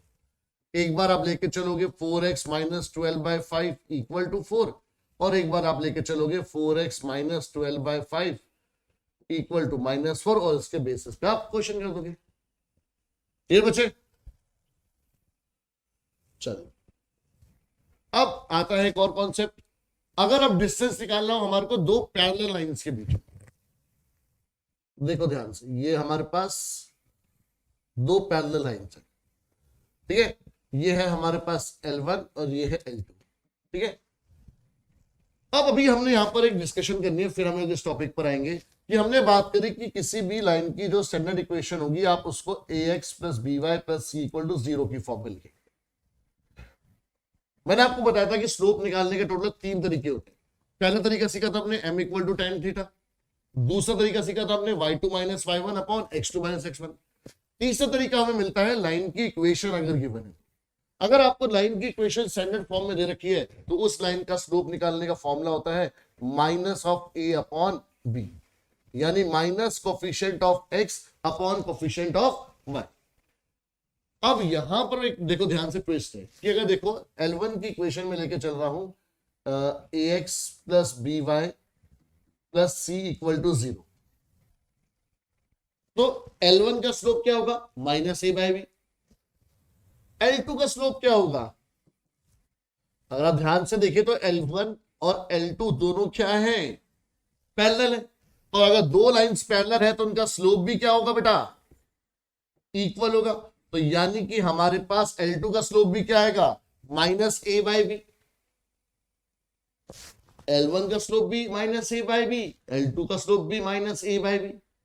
तो हमारे को क्या करना है बेटा कि जब भी दो लाइंस पैरेलल होंगी तो हम हमेशा उनके जो x और y के कोफिशिएंट होंगे ना वो हमेशा सेम रखेंगे। अगर वो सेम नहीं है तो अगर वो लाइंस पैरेलल है तो वो कुछ कॉमन लेके या कुछ मल्टीप्लाई करवा के सेम हो जाएंगे। जैसे अगर एक लाइन की इक्वेशन है x minus 3y plus 4 equal to 0 और दूसरी लाइन की इक्वेशन है 2x minus 6y plus 7 equal to 0, तो अगर ये दो लाइंस पैरेलल हैं तो आप देखोगे कि जो सेकेंड लाइन है उसमें अगर मैं सबको 2 से डिवाइड करूं तो x minus 3y plus 7/2 equal to 0 बन जाएगा। तो यानी दोनों के x के कोफिशिएंट सेम, दोनों के y के कोफिशिएंट सेम। जो कांस्टेंट टर्म है वो अलग अलग होंगी, हो सकता है सेम भी हो, बट अगर सेम होगी तो वो वही लाइन बन जाएगी। तो इसलिए आपके पास अगर दो पैरेलल लाइंस हैं तो उसमें x और y के कोफिशिएंट अगर सेम नहीं है तो वो कुछ कॉमन लेके या मल्टीप्लाई डिवाइड करा के सेम बन जाएंगे, बट कांस्टेंट टर्म्स अलग अलग रहेंगी। तो इसलिए जब भी मैं पैरेलल लाइंस की बात करूंगा तो एक लाइन की इक्वेशन में इस तरह से लूंगा कि भाई A X plus B Y plus C one equal to 0, और दूसरी लाइन की इक्वेशन के लिए भी मैं एक्स और वाई के कोफिशिएंट क्या रखूंगा, सेम रखूंगा। तो उसकी इक्वेशन बनेगी A X plus B Y plus C two equal to 0। अब अगर दोनों लाइन की इक्वेशन ये है तो आप डिस्टेंस निकाल सकते हो बिटवीन टू पैरेलल लाइंस, ठीक है, क्योंकि दो लाइंस के बीच में जो डिस्टेंस होता है वो हर जगह सेम होता है और वही परपेंडिकुलर डिस्टेंस होता है, ठीक है। तो फॉर्मूला क्या बनेगा, mod C2 minus C1 upon under root of A square plus B square. ये बेटा हमारे पास distance between two parallel lines का फॉर्मूला हो गया, क्लियर। अब क्वेश्चन की फॉर्म में भी समझ लेते हैं। आपको फर्स्ट लाइन की इक्वेशन दे रखी है 3x minus 4y plus 7 equal to 0। आपको सेकेंड लाइन की इक्वेशन दे रखी है 3x minus 4y plus 5 equal to 0। अब दोनों लाइन क्या है, आपस में पैरेलल है, तो x और y के कोएफिशिएंट सेम होने चाहिए। ऑलरेडी सेम दे रखे हैं, नहीं होते तो हम लोग कुछ कॉमन लेके या मल्टीप्लाई डिवाइड करवा के सेम बनाते। तो क्लियर हो गया यहां पर। अब a हो गया हमारे पास 3, b हो गया -4 और c1 हो गया 7 और c2 हो गया 5। सीधा डायरेक्ट फॉर्मूला है दो लाइंस के बीच में, c2 minus c1 upon under root of A square plus B square. तो यानी ये आ गया 5 minus 7 upon under root of 3 square plus minus 4 square, that means mod of -2 upon 5 which is equal to 2/5 units. क्योंकि मतलब distance है तो आप यूनिट्स के टर्म्स में लिखोगे, और डिस्टेंस कभी नेगेटिव हो नहीं सकता, और वैसे ही हमने मॉड लगा रखा है। मॉड लगाते ही इसलिए वे डिस्टेंस कभी नेगेटिव नहीं हो सकता। ये बच्चे अपनी बात, जल्दी से इसका स्क्रीनशॉट लो, फिर हम आगे बढ़ते हैं। अब बच्चे टॉपिक हमारे पास खत्म है इस चैप्टर से, बट कुछ क्वेश्चन हमारे को जरूर प्रैक्टिस करनी है, ठीक है। तो छोटा सा टॉपिक है हमारे पास स्ट्रेट लाइन, ज्यादा बड़ा टॉपिक नहीं है, बट वैरायटी ऑफ क्वेश्चंस इस चैप्टर के अंदर बहुत सारे हैं। तो आपको पहले कॉन्सेप्ट समझना है और फिर क्वेश्चंस को प्रैक्टिस करना है। तो जैसे फर्स्ट क्वेश्चन लेते हैं बेटा हम लोग।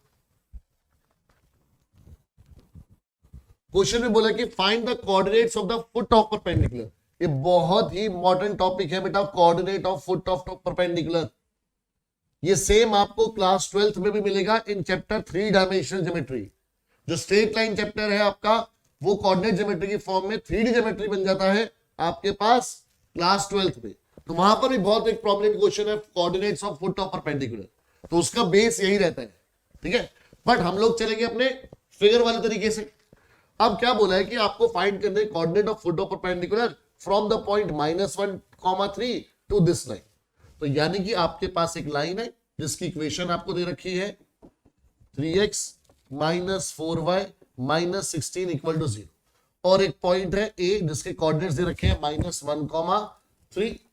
आपको इस पॉइंट से इस लाइन पर एक परपेंडिकुलर बनाना है, और फुट ऑफ परपेंडिकुलर का मतलब हुआ कि जहां पर ये परपेंडिकुलर फॉल करता है उस पे जो पॉइंट आएगा उस पॉइंट के कोऑर्डिनेट निकालने। तो क्वेश्चन में हमारे को फाइंड आउट क्या करना है, हमारा टारगेट क्या है, हमारे को फाइंड आउट करने हैं कोऑर्डिनेट ऑफ पॉइंट बी, क्योंकि पॉइंट बी ही क्या है, फुट ऑफ परपेंडिकुलर। जहां पर परपेंडिकुलर गिरा वो गिरने के पॉइंट को हम क्या बोलते हैं, फुट ऑफ परपेंडिकुलर, ठीक है। चलिए जी, अब सॉल्व कैसे करेंगे, तो बहुत ही सिंपल सी बात है। क्वेश्चन को देखो, सबसे पहले आपको इक्वेशन दे रखी है लाइन की। Equation of line L is 3x minus 4y minus 16 equal to 0। So that means slope आ गया आपके पास कितना, -a/b, यानी कि -3/-4। तो ये आ गया आपके पास 3/4, ठीक है। अब स्लोप दे रखा है आपके पास किसका, L का है ये स्लोप, और बेटा परपेंडिकुलर दिखाई देगा आपको। तो आपको परपेंडिकुलर दिखते ही पता है कि चीजें कैसे सॉल्व होंगी। सीधा आप लिखोगे कि भाई S A B is perpendicular to L, that means slope of line A B into slope of L is equal to -1। अब ए बी का स्लोप हमारे को नहीं पता है, एल का स्लोप हम लोग फाइंड आउट कर चुके हैं 3/4। तो यानी ए बी का स्लोप कितना आ गया हमारे पास, -4/3। ए बी का स्लोप कितना आ गया, -4/3। अब बेटा मेरे को इक्वेशन निकालनी पड़ेगी पहले ए बी की। क्योंकि जब दो इक्वेशन को सॉल्व करूंगा तभी उनका इंटरसेक्शन पॉइंट मिलेगा। तो सबसे पहले हमने क्या करा, equation of A B find out करी, तो उसके लिए हमने यूज करा y माइनस y1। अब ए बी का स्लोप निकाल रहे हैं तो slope of A B into x minus x1, y की जगह पर y रहेगा, y1 है 3, ए बी का स्लोप बेटा भी आपने निकाल लिया है -4/3 और x1 हमारे को -1 दे रखा है, तो ये बन जाएगा x+1। क्रॉस मल्टीप्लाई करके सिंप्लीफाई करा, ब्रैकेट्स ओपन करे और आपको 4x + 3y -5 = 0 करके आपके पास लाइन की इक्वेशन भी आ गई। कौन सी लाइन सेगमेंट की, ए बी लाइन सेगमेंट की। अब आपने क्या करना है, इसको इक्वेशन नंबर 1 दो, इसको इक्वेशन नंबर 2 दो, क्योंकि हमें इन दोनों लाइंस का इंटरसेक्शन पॉइंट चाहिए। तो उनके इंटरसेक्शन पॉइंट को फाइंड करने के लिए आपके पास क्या है, सॉल्व करो किसको, 1 और 2 को, उनकी इक्वेशन को आपस में सॉल्व कर दो। अब दो लीनियर इक्वेशन को सॉल्व करना आपको आता है, यानी एलिमिनेट कर दो, एलिमिनेशन मेथड लगाओ। क्या करेंगे जी हम लोग देखो फर्स्ट इक्वेशन है हमारे पास, फर्स्ट इक्वेशन को किससे मल्टीप्लाई कर दो, 4 से, ठीक है, तो क्या बन जाएगा 12x - 16y, ठीक है, 4x, या फिर हम लोग सेकंड y वाला चेंज कर लेते हैं, वो ऑलरेडी नेगेटिव है, तो हमने 3 से मल्टीप्लाई करा तो 9x - 12y - 48 = 0। सेकेंड इक्वेशन को हमने 4 से मल्टीप्लाई कर दिया तो ये हो गया 16x + 12y - 20 = 0। तो ऑलरेडी साइन चेंज है तो साइन चेंज नहीं करने पड़े, तो ये आ गया बेटा 25x - 68 = 0। So that means x कितना आ गया 68/25, 68/25। अब इसी x को किसी भी इक्वेशन में पुट करके आपको y मिल जाएगा, x और y मिल गए तो यानी मुझे फुट ऑफ परपेंडिकुलर मिल गया। That's it. जल्दी से स्क्रीनशॉट लीजिए। चलिए नेक्स्ट क्वेश्चन पर जल्दी जल्दी समझते हैं, वेरी इंपॉर्टेंट क्वेश्चन बेटा। If P and Q are lengths so perpendicular from the origin to the lines x cos theta minus y sin theta equal to k cos 2 theta and x secant theta plus y cosecant theta equal to k respectively। अब इसका क्या मतलब हुआ कि भाई दो अलग अलग लाइन से, ध्यान समझना, एक लाइन है ये हमारे पास, इसका नाम दे दिया हमने L1, जिसकी इक्वेशन दे रखी है x cos theta minus y sin theta equal to k, ठीक है। दूसरी सॉरी k cos 2 थीटा पूरा लिख देते हैं, और दूसरी हमारे पास एक लाइन है L2 नाम दे देते हैं उसको, उसकी इक्वेशन है x secant theta plus y cosecant theta equal to k। अब एक पॉइंट है हमारे पास कौन सा, फ्रॉम ओरिजिन, दोनों के लिए क्या कॉमन है, पॉइंट ओरिजिन, तो मतलब ये भी 0 0 से, ये भी 0 0 से, भाई दोनों लाइन के लिए बात हो रही है ओरिजिन से। अब बोला है कि जो फर्स्ट लाइन है ओरिजिन से उसका जो लेंथ ऑफ परपेंडिकुलर है वो p है, तो यानी कि डिस्टेंस दे रखा है मुझे एक पॉइंट और लाइन के बीच में। सेम ओरिजिन से दूसरी लाइन के ऊपर जो डिस्टेंस है परपेंडिकुलर वो आपको q दे रखा है, तो आपको ये प्रूव करना है। बेटा फिगर बना ली तो काम खत्म। कैसे भाई, अगर फिगर बन गई तो हमें पता लग गया कि भाई डिस्टेंस फॉर्मूला लगाना है। तो डिस्टेंस फॉर्मूला क्या होता है, mod ax1 plus by1 plus c upon √a² plus b²। तो अगर मैं 4L1 की बात करूं पहले, 4L1 एंड ओरिजिन साथ में लिख दो, हम पॉइंट कौन सा ले रहे हैं, तो 4L1 एंड ओरिजिन की बात करूं तो हमारे पास जो d है वो कितना है डिस्टेंस p, a यानी कि कोफिशिएंट ऑफ x वो है cos थीटा, x1 यानी पॉइंट का x कोऑर्डिनेट वो है 0, प्लस b क्या है y का कोफिशिएंट वो कितना है minus sine theta, y1 point का y कोऑर्डिनेट, और c अब स्टैंडर्ड फॉर्म में रखते हैं तो हमारे को इसको उधर भेजना पड़ेगा, तो -k cos 2 थीटा, ठीक है। लाइन की इक्वेशन स्टैंडर्ड फॉर्म में होनी चाहिए, मतलब राइट हैंड साइड में 0 होना चाहिए, तो c की वैल्यू -k cos 2 थीटा होगी, whole divide by √a² plus b²।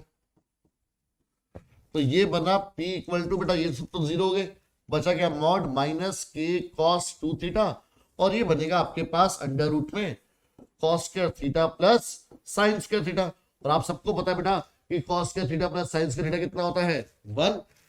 तो यानी कि p की वैल्यू सिर्फ क्या आ गई k cos 2 थीटा, क्योंकि बेटा मॉड था तो नेगेटिव साइन जो है वो रिमूव हो जाएगा, कि मॉड का आपको पता है मॉड के अंदर कोई भी नेगेटिव वैल्यू हो वो उसको पॉजिटिव कर देते हैं। ऐसे ही अगर मैं बात करूं अब किसकी, फॉर L2 एंड ओरिजिन की, तो अब उनके बीच का डिस्टेंस कितना है Q, ठीक है। अब same secant theta into 0 plus cosecant theta into 0 minus K whole divided by under root of secant square theta plus cosecant square theta. अब sine square plus cos square तो 1 हो गया था, अब secant square plus cosecant square को 1 मत कर देना, पूरा क्वेश्चन गलत कर दोगे। सो दैट मींस बेटा Q किसके इक्वल आया माइनस के अपॉन में, आपने इसको सिंप्लीफाई करा, सीकेंट स्क्वायर को लिखा 1 by cos square theta, cosecant square को लिखा 1 बाय साइन स्क्वायर थीटा, ठीक है। तो Q इक्वल आया मॉड माइनस के अपॉन में, यहां पर आपने एलसीएम लिया, ये बनेगा sign square theta plus cos square theta upon sine square theta into cos square theta. Clear बच्चे? तो फिर ये बनेगा हमारे पास मॉड माइनस के अपॉन में, ये तो 1 हो गया और वो बाहर आ गया रूट से, साइन थीटा कॉस थीटा, तो यानी मॉड माइनस के, ठीक है। मॉड हटा भी सकते हो सीधा, भाई नेगेटिव साइन तो आएगा नहीं, तो बचेगा क्या के साइन थीटा कॉस थीटा। तो हमारे पास P की वैल्यू आई थी k cos 2 थीटा और हमारे पास Q की वैल्यू आई है k sin theta cos theta, ठीक है। वैल्यूज आ गई हमारे पास। अब जो प्रूफ करना है उसको देखते हैं। फिर मेरे पास P और Q की वैल्यू आ गई, अब मुझे ये प्रूफ करना है, तो मैंने इसको पिक करा। इसका LHS क्या है, LHS है P square plus 4Q square. भाई P स्क्वायर कितना था हमारे पास k cos 2 थीटा, तो यानी k cos 2 थीटा का whole square plus 4 times of Q कितना आया था हमारे पास k sine theta cos theta, तो यानी k sine theta cos theta का होल स्क्वायर। अब बेटा ये बनेगा k square cos square 2 theta, ये बनेगा 4k square sine square theta cos theta, ठीक है। या आप इसको बेटर वे में ऐसे भी लिख सकते हैं, k square into 2 sine theta cos theta का होल स्क्वायर। फिर k को मैंने बाहर रख दिया, 4 को अंदर ले आए, अब 4 को अंदर लेकर आना स्क्वायर की, तो 4 2 का स्क्वायर होता है। ऐसा इसलिए करा ताकि यहां पर फॉर्मूला बन जाए और ये हमारा क्या बन जाएगा साइन स्क्वायर साइन 2 थीटा का whole square, because 2 sine theta cos theta direct formula होता है साइन 2 थीटा का। अब इन दोनों में से k स्क्वायर कॉमन आ गया, ये बचा कॉस स्क्वायर 2 थीटा, ये बचा साइन स्क्वायर 2 थीटा। अब cos square plus sine square कितना होता है बच्चे 1, तो आंसर आ गया k square which is equal to your RHS, hence proved. तो इस तरह से बेटा क्वेश्चंस को आपको प्रोसीड करना है, ठीक है। पहले जो इन्फॉर्मेशन गिवन है क्वेश्चन से निकालो, जो जो आपको डाटा चाहिए उसको फाइंड आउट करो। अगर प्रूव करने के लिए बोला है तो उस इक्वेशन का यूज करो जिसको प्रूव करना है, फाइंड करने के लिए बोला है तो चीजें अपने आप ही वहां पर बैठ रही होंगी। क्लियर? चलिए next question, again very important question for exams. क्या बोला है, if P is the length of perpendicular from origin to the line whose intercept on the axis are A and B। अब बेटा इंटरसेप्ट की बात कर दी, तो इंटरसेप्ट का मतलब हमारे को इंटरसेप्ट फॉर्म यूज करनी है, ठीक है। और line segment between the axis तो नहीं बोला, चलो ठीक है, वरना वो बात तो वही हो जाती। एक लाइन है हमारे पास L, ठीक है, इसके इंटरसेप्ट है A एंड B, A और B। अब length of perpendicular from origin, भाई ओरिजिन से परपेंडिकुलर बनाया गया है, उसकी लेंथ आपको दे रखी है कितनी P, तो ये आपको प्रूफ करना है। अगेन बेटा डिस्टेंस की बात हो रही है, ठीक है, बट लाइन की इक्वेशन नहीं है। आपको पता है कि भाई लाइन अगर इंटरसेप्ट बना रही है तो let equation of line be x by a plus y by b equal to 1। हमने इक्वेशन लेट कर ली।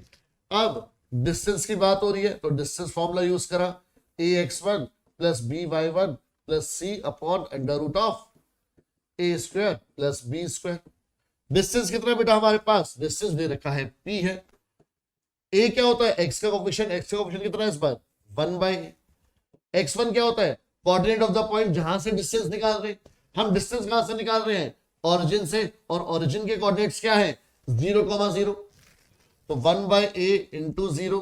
ऐसे ही b का कोफिशिएंट, y का कोफिशिएंट 1/b, y1 0, c -1 हो जाएगा। ये स्टैंडर्ड फॉर्म के लिए आप इसको लेफ्ट हैंड साइड में लेकर आओगे, upon under root of 1/a square plus 1/b square. हमने भाई फॉर्मूले में सारी वैल्यू सब्स्टिट्यूट कर दी, तो ये बचा बेटा मेरे पास p equal to mod -1 upon under root of 1/a square plus 1/b square. सबसे पहले ये मॉड हटेगा तो ये आ जाएगा 1/अंडर root of 1/a square plus 1/b square. अब यहां तक सिंप्लीफाई कर लिया, अब क्या करेंगे जी, क्वेश्चन को देखो। क्वेश्चन में आपको p स्क्वायर चाहिए, तो उसके लिए आपको पता क्या करना पड़ेगा, स्क्वायरिंग बोथ साइड। तो p स्क्वायर कितना आएगा, 1 का स्क्वायर 1, और यहां पर ये अंडर रूट हट जाएगा, ये बचा 1/a square plus 1/b square. Sir अब क्या करूं बेटा, वापस देख जो प्रूफ करना है, उसमें 1/p स्क्वायर चाहिए, तूने p स्क्वायर की वैल्यू निकालनी है तो रेसिप्रोकल कर दे यार। तो रेसिप्रोकल करते ये बन गया 1/p स्क्वायर, इसका उल्टा करूंगा तो क्या बनेगा, ये 1/a square plus 1/b square, और ऐसा करते ही काम खत्म।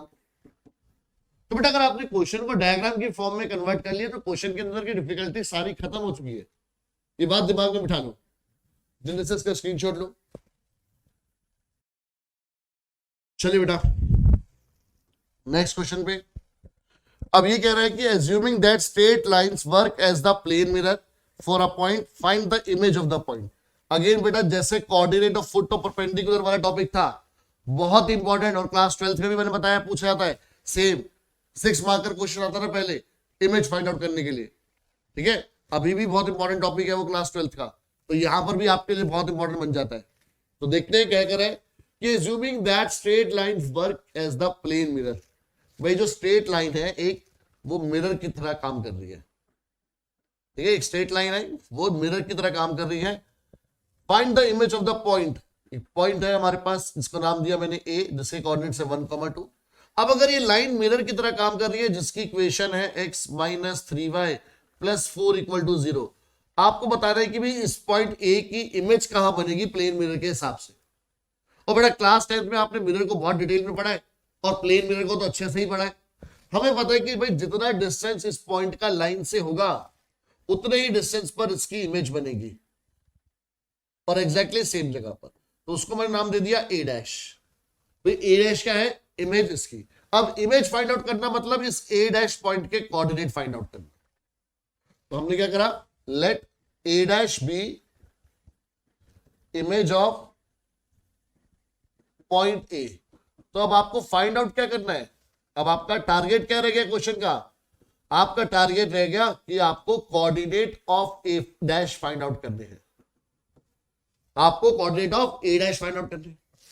चलिए अब स्टार्ट कैसे करें, तो बेटा क्वेश्चन खुद बताएगा।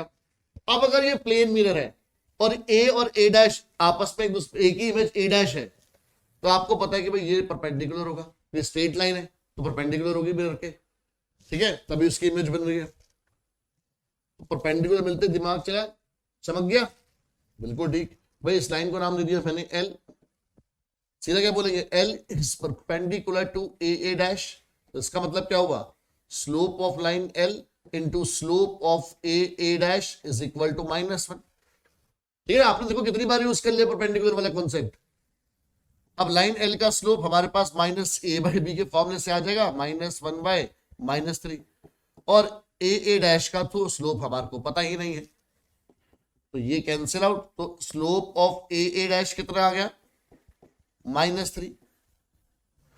अब a डैश का स्लोप आ गया, मेरे पास एक पॉइंट भी दिखाई दे रहा है, तो using y - y1 = mx - x1, equation of line a dash is, ये फॉर्मूला यूज करा, इक्वेशन क्या आएगी, y - y1 = m, m कितना निकाला था अभी हमने, -3, x माइनस x1, ये रहा x1।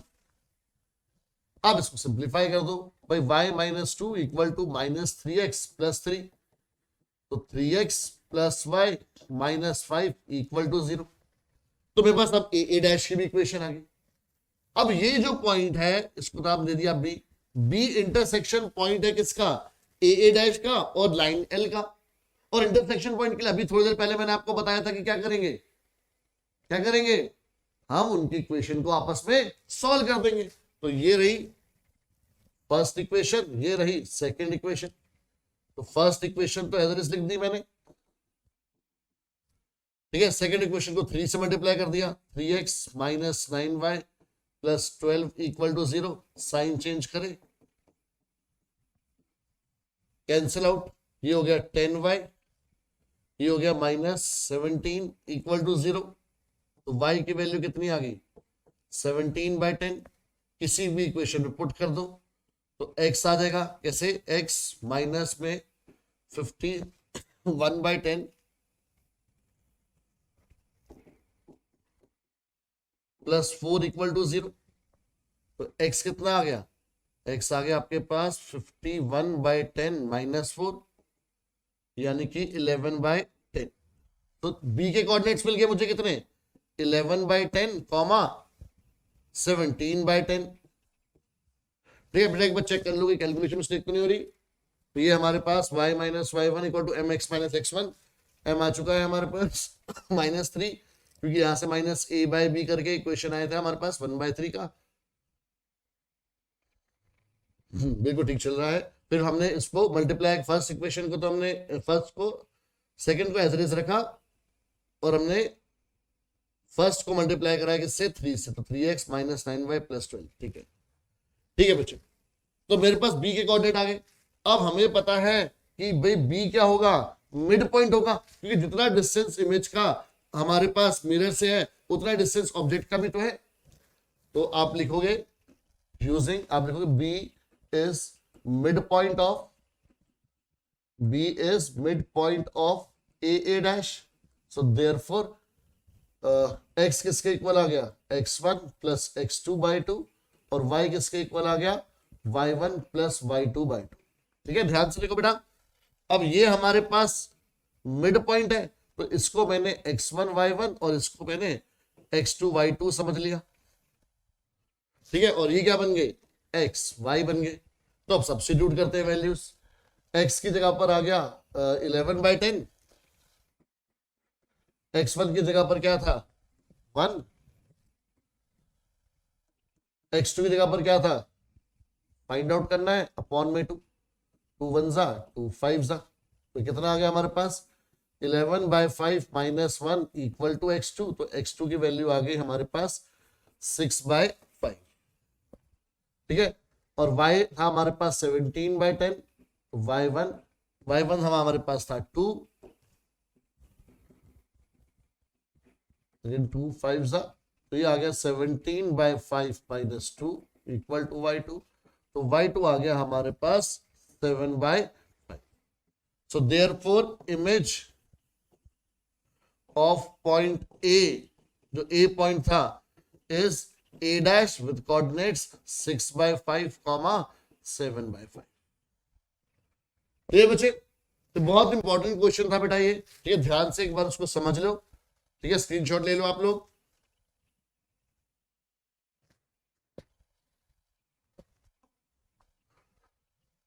ठीक है बेटा, चलते हैं आगे।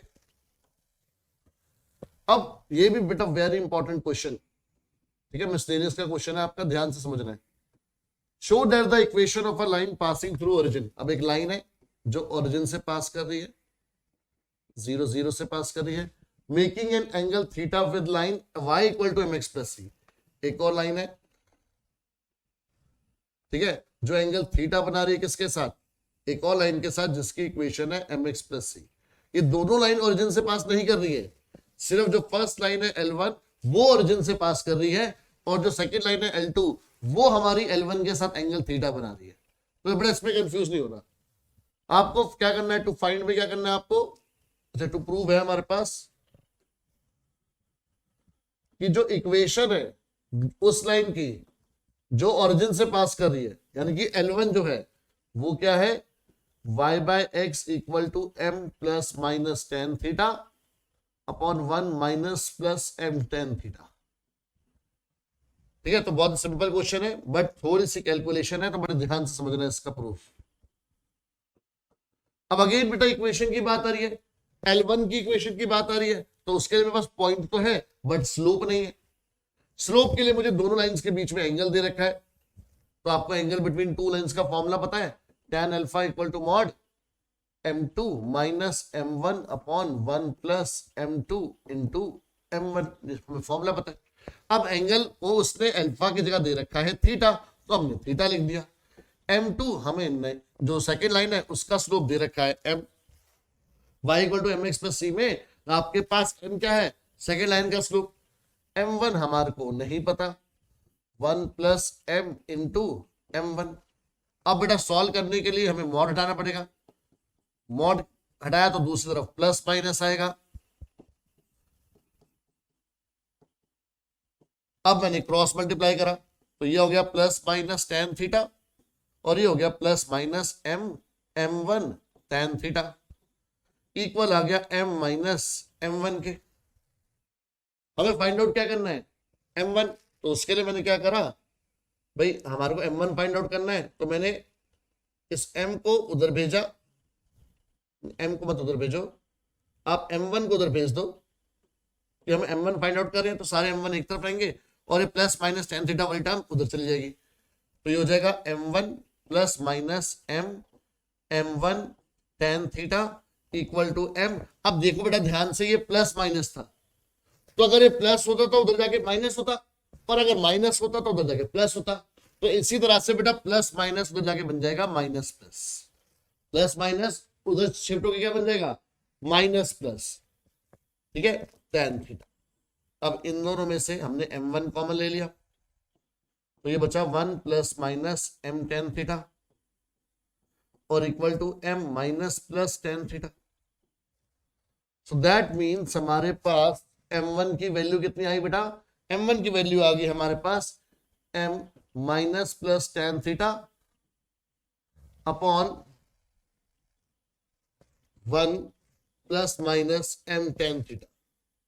वो बेटा मैं शायद यहाँ पे एक मिस्टेक कर दी, तभी उल्टा आ रहा है, ये m2 माइनस m1 अपॉन में 1 प्लस ही तो होता है। ठीक है मिस्टेक नहीं थी, कैलकुलेशन एक बार चेक कर लो, क्योंकि वहां पर माइनस प्लस दूसरी जगह पर आ रहा है इसलिए।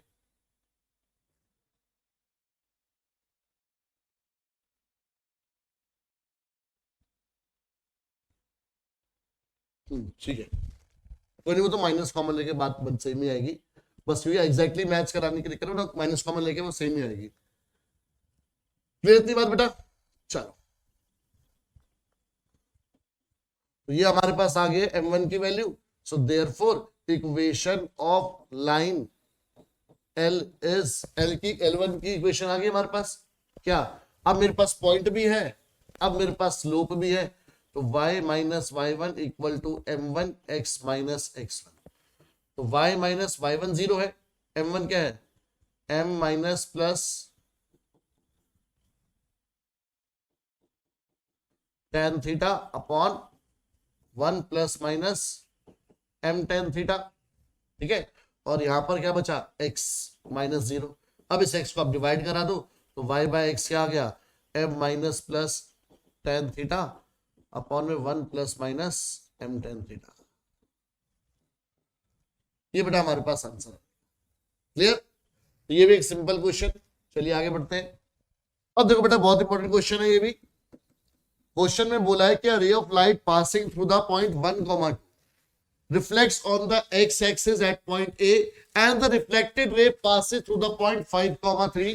Find the coordinates of A. तो इसका मतलब है कि अब जो आपकी x एक्सिस है, ये जो x एक्सिस है हमारी, ये एक हमारे पास मिरर की तरह काम कर रही है, और एक लाइट इंसिडेंट हो रही है जो पास कर रही है पॉइंट A विच इज 1, 2, और ये रिफ्लेक्ट बैक हो रही है x एक्सिस पर। ठीक है, अच्छा सॉरी, इसको हम ए नाम नहीं दे सकते, ए नाम आपको कुछ और दे रखा है, तो इसको मैंने बी नाम दे दिया। और रिफ्लेक्ट बैक कर रही है पॉइंट ए से, और ये पॉइंट ए एक्स एक्सिस के ऊपर है, और जो रिफ्लेक्टेड रे जा रही है रिफ्लेक्ट बैक होने के बाद, ये इंसिडेंट रे थी, ये रिफ्लेक्टेड रे, वो एक और पॉइंट सी से पास हो रही है जिसके कोऑर्डिनेट है 5,3। आपको बताना है कि इस ए पॉइंट के कोऑर्डिनेट्स क्या होंगे। अब बेटा साफ साफ लिखा है कि जो ए पॉइंट है वो एक्स एक्सिस पर है। अब अगर पॉइंट ए मेरा एक्स एक्सिस पर है तो ए के कोऑर्डिनेट्स होंगे x, 0। तो मुझे फाइंड आउट क्या करना है क्वेश्चन के अंदर, मुझे फाइंड आउट करना है कोऑर्डिनेट ऑफ ए। ठीक है, तो देखते हैं जी उसके लिए क्या है हमारे पास। सबसे पहले बेटा यहां पर रिफ्लेक्शन की प्रॉपर्टी लगेगी कि ये हमारे पास पॉइंट ऑफ इंसिडेंस है ए, तो ये एक नॉर्मल बनेगी। पहले नॉर्मल का मतलब जो 90 डिग्री बनाएगी मिरर से, और ये एंगल ऑफ इंसिडेंस जो है वो इक्वल होगा एंगल ऑफ रिफ्लेक्शन के, है ना भाई। एंगल आई किसके इक्वल होगा, एंगल आर के, लॉ ऑफ रिफ्लेक्शन। आपने क्लास 10th में पूरी डिटेल में पढ़ा है इसको। अब देखो हम लोग यहां पर यूज किसका करेंगे, हम लोग यूज करेंगे स्लोप का। ये एंगल थीटा है और ये एक्स एक्सिस है जो लाइन के साथ एंगल बना रही है, तो यानी इससे हमारे को स्लोप मिल सकता है। तो मैं लिख सकता हूं यहां पर कि जो स्लोप ऑफ एसी है वो किसके इक्वल है, tan थीटा के, क्योंकि डायरेक्टली एंगल बन रहा है एक्स एक्सिस का और लाइन का, और जो एसी है वो 2 पॉइंट ए और सी से पास कर रहे हैं। तो हम लोग इसके थ्रू भी स्लोप निकाल सकते हैं। कैसे, y2 minus y1 upon x2 minus x1। तो यहां से मुझे मिल गया कि tan थीटा किसके इक्वल है, 3/5 माइनस x के। ये होगी इक्वेशन नंबर 1, कहीं ना कहीं यूज होगी। ऐसे ही अगर हम बात करें किसकी, स्लोप ऑफ ए बी की, तो उसके लिए कौन सा एंगल होगा, स्लोप ऑफ ए बी के लिए ये पूरा एंगल होगा। अब ये पूरा एंगल कितना है, तो ध्यान समझो बेटा, ये एंगल कितना है थीटा, ये 90 डिग्री था, तो सिर्फ इतना एंगल 90 माइनस थीटा आ गया। अब एंगल आई और आर बराबर है लॉ ऑफ रिफ्लेक्शन से, तो ये वाला एंगल भी 90 माइनस थीटा आ गया। तो यानी कि हमारे पास जो स्लोप ऑफ ए बी बनेगा वो क्या बनेगा, tan एंगल कितना होगा, देखो पहले यहां से लेकर यहां तक थीटा, ठीक है, इसको नेक्स्ट टाइम में लिख देता हूं, tan थीटा, फिर प्लस 90 माइनस थीटा ये वाला, फिर प्लस 90 माइनस थीटा ये वाला। तो ये पूरा एंगल मुझे मिल गया जिससे मेरा स्लोप निकल गया। और ए बी का स्लोप पॉइंट्स के थ्रू भी आ सकता है, 2 माइनस 0 अपॉन 1 माइनस एक्स से। तो यानी ये बना 2/1 minus x is equal to tan theta से थीटा कैंसिल आउट, ये हो गया 180 डिग्री माइनस थीटा। अब बेटा 180 माइनस थीटा आपको पता है, हमने पहले भी करा है सेकंड क्वाड्रेंट, सेकंड में tan नेगेटिव और 180 है तो फंक्शन चेंज नहीं होगा, तो ये आ गया मेरे पास माइनस tan थीटा। अब यूजिंग फर्स्ट मैं tan थीटा की वैल्यू निकाल दूंगा, ठीक है। तो ये आएगा बेटा 2/1 minus x is equal to, ये माइनस tan थीटा है तो यानी minus 3/5 minus x, cross multiply करा 10 minus 2x equal to 3 minus 3x। तो ये आ गया 3x minus 2x equal to 3 minus 10, x की वैल्यू आ गई -7। तो देयरफॉर कोऑर्डिनेट ऑफ ए क्या आ गया, -7,0। That's it. अगेन बेटा बहुत इंपॉर्टेंट क्वेश्चन था ये। चलिए तो बेटा विद दिस हमारे जो स्ट्रेट लाइन की वन शॉट सीरीज थी वो भी खत्म हुई, ठीक है। अब इसमें आपके पास सारे इंपॉर्टेंट क्वेश्चन इस चैप्टर के हमने डिस्कस करे, तो आपको ये सारे के सारे क्वेश्चन अच्छे से प्रैक्टिस करके जाने एग्जाम के लिए, इनके बिना एग्जाम देने नहीं जाना, ठीक है। और कुछ जो सॉल्व एग्जांपल्स हैं आप उनको भी जरूर देख के जाइएगा, ठीक है। एनसीईआरटी के सॉल्व एग्जांपल्स भी जरूर देख के जाइए, चाहे वो आप कोर मैथ्स वाले स्टूडेंट हो या अप्लाइड मैथ्स वाले स्टूडेंट हो, सारे क्वेश्चन आपने देख के जाने हैं, ठीक है, प्रैक्टिस करके जाने हैं, उसके बिना नहीं जाना है, ठीक है। विद दिस वीडियो बेटा अभी हम यहीं पर एंड करते हैं, और जो नेक्स्ट हमारे पास चैप्टर आएगा उसकी भी वीडियो जल्दी आपको मिल जाएगी। आप बस अच्छे से पढ़ते रहिए और मेक श्योर कि आपके कोई भी बैकलॉग ना बची हो, क्योंकि आप सबके एग्जाम आने वाले हैं और आपकी प्रिपरेशन बेटा बेस्ट तरीके से होनी चाहिए। चलो टेक केयर बच्चों, थैंक यू।